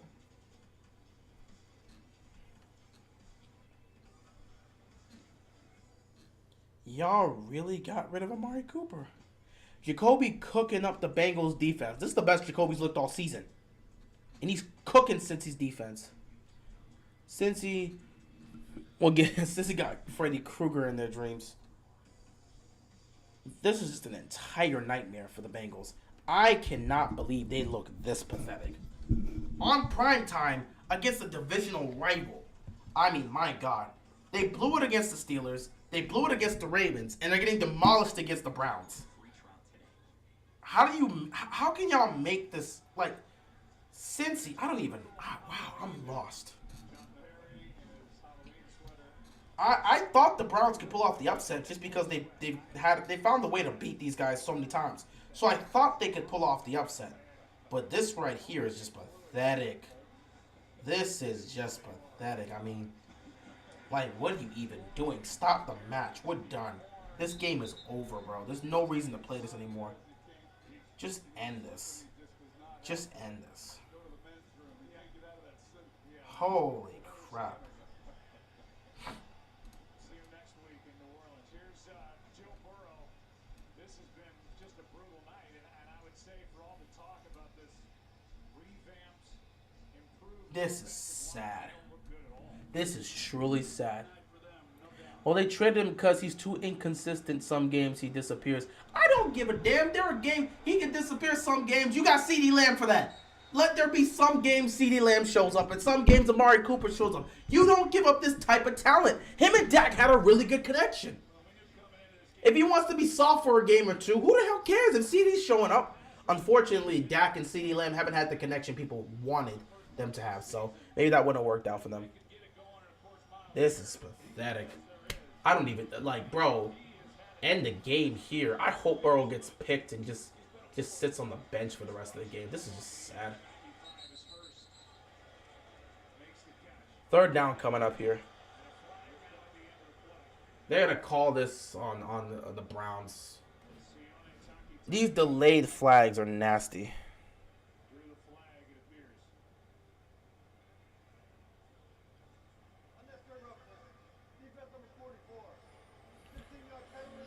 Cincinnati, you're gonna have to explain this to me. How did y'all lose this game like this? Let's take a look at it. Number 44 right here.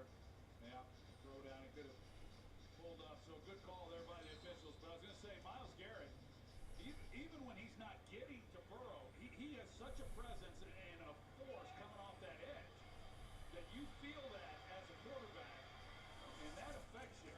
1st and 10. Handoff here to Mixon. Myles Garrett.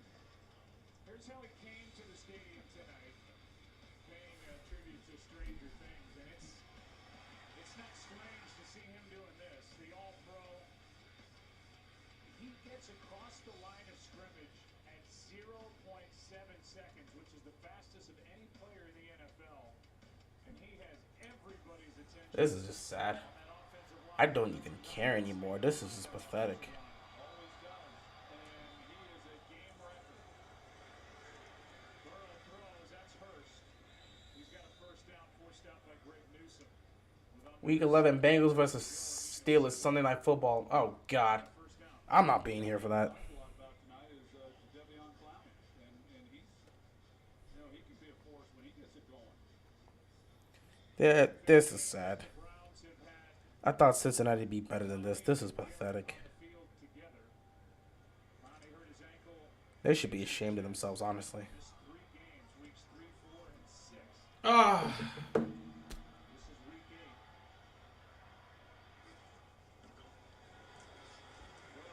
Protected, gets hit again. Higgins scores a touchdown. Who cares?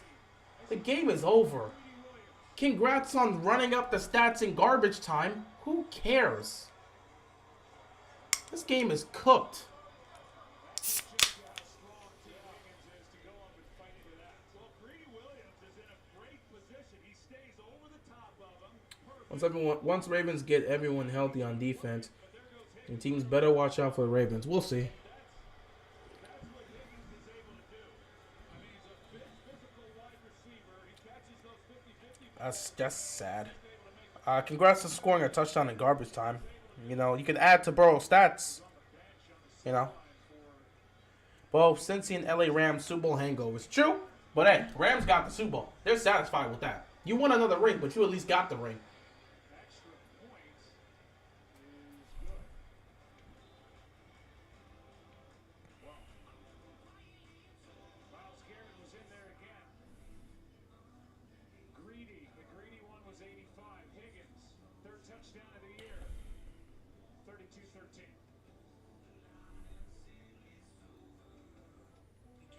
This is bad. This is bad. Tell them, Joe. Share stories. What everybody has done over the past year. The togetherness of that moment. Yeah, this is just bad. When you get Domino's delivered, you can get any 2 or more mix and match items for $6.99 each. And now we're adding $6.99 Parmesan bread bites and I got nothing to say. Yeah, Rams and Bengals are frauds. But Rams got a ring. They don't care if you think they're frauds. They got a ring. So, it doesn't matter to them if you think they're frauds. They got a ring. Bengals got what? to throw out your vote and install Trump. Now they're taking away your rights. Republicans are banning abortion Well, if anything, fantasy owners should be happy. and your freedom to marry who you love. As MAGA Republicans try to cling to power, they're going to keep attacking our freedoms unless we stop them. MoveOn.org legal action is responsible for the content of this advertisement. How much is Joe Mixon running the ball tonight? Because they had that parlay, which was actually disgusting and disrespectful at the same time. Joe Mixon, 8 carries, 27 yards. Bro, I don't think he's getting to that.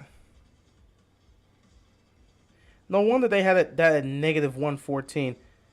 That payout would be so huge. Ain't nobody finna win that.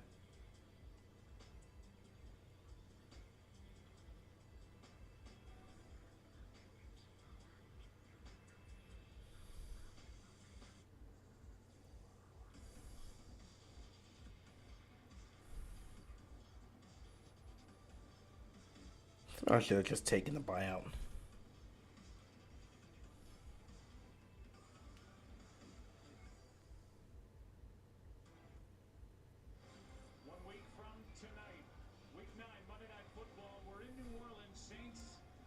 I hate being in Maryland. I can't do any. on ESPN and the app.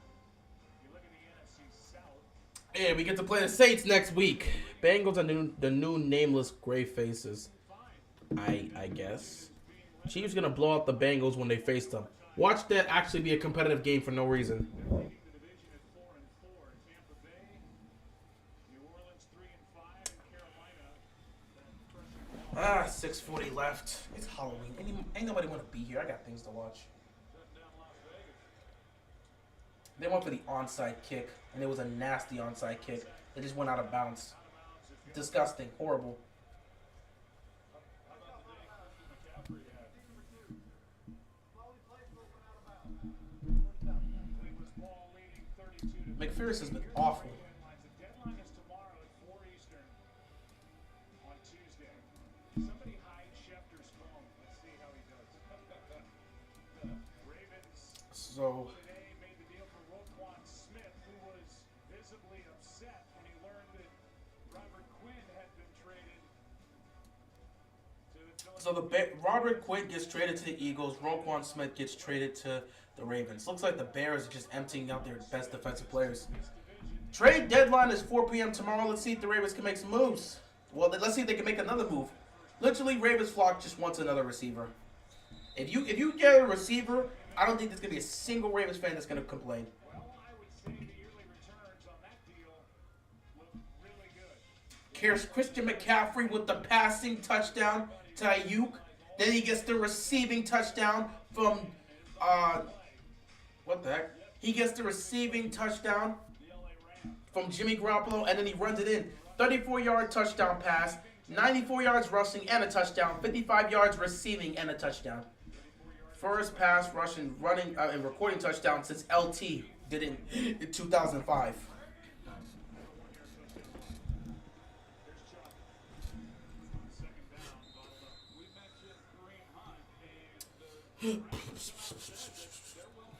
Yeah, let's see if the Ravens can get a receiver. If DaCosta gets a receiver here, bro, I don't think Ravens flock's gonna have anything to say.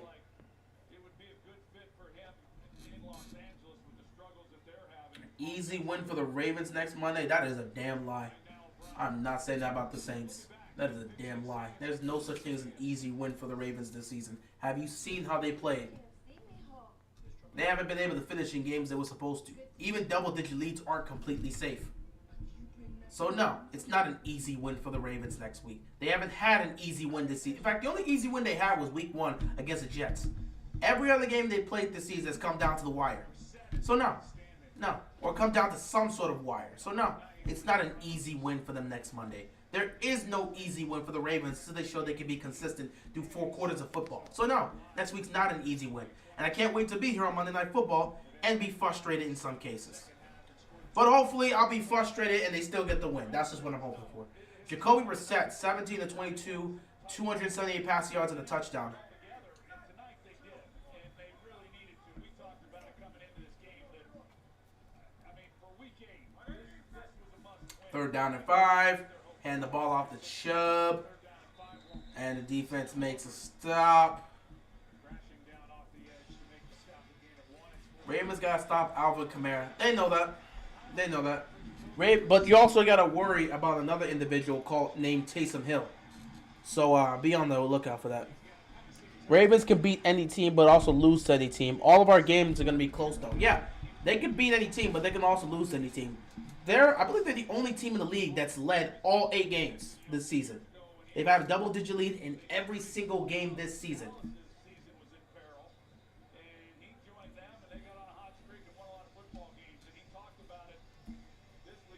Jacoby Brissett's such an interesting quarterback here. If they were over 500 by the time they got back, Deshaun Watson, I could see them sticking with Brissett. But because they're 2-5, and I think by the time Deshaun Watson pulls up, they could be at best 5-5, which is just 500. I don't see why they'll stick with Jacoby Brissett. They may put out Deshaun Watson for a game and see how he looks against the Texans.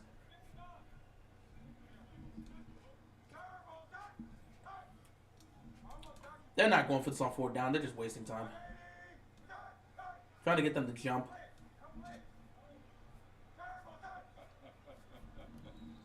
So, yeah, don't forget Andy Dalton be crazy against the Ravens defense in his career, pretty much. So, he may have some moves on Monday night for us. Good for Jacoby Brissett in his 7th year. Anyway, Browns winning this game helps benefit them because it puts them in a position. It helps benefits them because it puts them in a position where they're one step closer to reaching 500, and they'll be 2-1 in the division, which honestly is all you can hope. They're competitive in the division. They're somewhat close to 500. If they can get there, they'll be in a good place. I guess this also technically benefits the Ravens because now the Bengals will drop to 0-3 in the division, and they'll be 4-4. Baltimore's already 2-0 in the division. They're the only team in the division that's undefeated. So you're 2-0 in the division. You'll have a whole game and a half lead against the Cincinnati Bengals, who have the next best record. You'll be in a very good place. And then you get to play on Monday Night Football against both the Steelers and the Browns, two teams that are a little bit far away from you. They're on a bye week. You get to play on Monday Night Football, and the Bengals get to play the Panthers. And the Panthers somehow beat the Bengals. Baltimore's in a situation where they literally cannot afford to fumble the bag. Like I said, the best case scenario is Baltimore winning on Monday Night Football and Cincinnati losing to the Panthers. Cincinnati goes 4-5. Baltimore goes to 6-3. If that happens, I don't see how Baltimore chokes this lead unless something terrible happens. But there we go. Knock on wood that doesn't happen. What? Knock on wood that doesn't happen.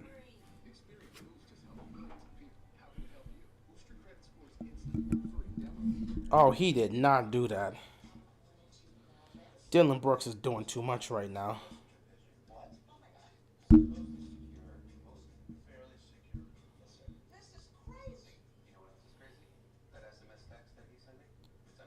Oh, come on. Come on. Come on, Dylan Brooks. Don't do that to Mike Conley. That's disrespectful.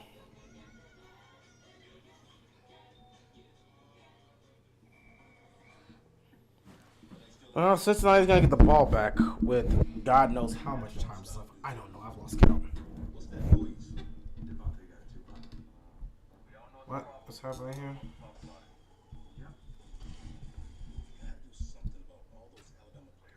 Who? Exactly, and it's really uncomfortable. No, literally, the elephant is in the room. You should come home. Here's the thing about the good times in life. We don't always realize we're in them. Greatness is unfolding right in front of us. When superstars, Oh, boy. jokers, and freaks collide, this time could be up there with the greatest of times. It's a beautiful time for basketball. Celtics, Cavs, and Grizzlies, Blazers, Wednesday on ESPN. Happy Halloween as we are winding this one down. 5.5 minutes to go. Hey, look, it's Freddy Krueger. He's in the crowd. All over this stadium. We need this game to end. Like now. Let this game end and let everybody go their own way. Well, Gramps was loving it. First and 10 here for Cincinnati. 5:37 left. Hey, look, Burrow. He's running for his life, running for his life, and has to throw the ball out of bounds. Second down here. Talked about the game against Carolina, then a bye, then at Pittsburgh. Sounds like a nice part of the schedule if you want to go that way for Cincinnati, but they're going to have to do it, it appears, without Jamar Chase, who's got that hip injury that he actually suffered 2 weeks ago and then re-aggravated in the win against Atlanta.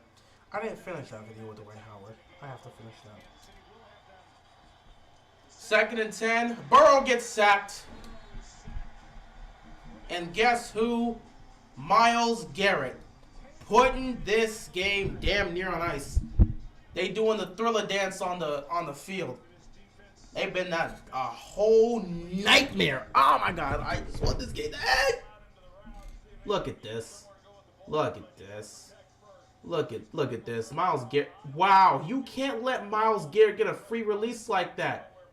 You just put Williams in a terrible place. He's not going to block Myles Garrett if he's coming charging like that. You got to stop him initially at the line of scrimmage.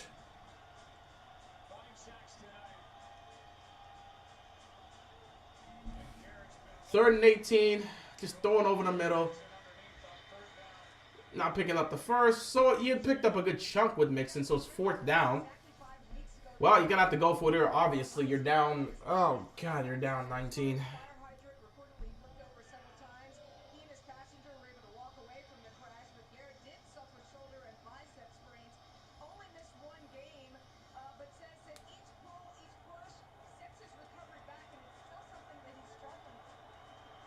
So he's looking ahead to that bye week. 4th down and 4. Game on the line. Quick throw here. Incomplete. Turnover on downs. This game is done. It's 11 o'clock. The game is over. They just got a turnover on downs. The game is over. Going 0-3 in the division is crazy. Yeah. Well, with it being 11, I'm going to get back to what I was doing before I started this live stream. I have no interest in sticking around for the last 4 minutes of this game.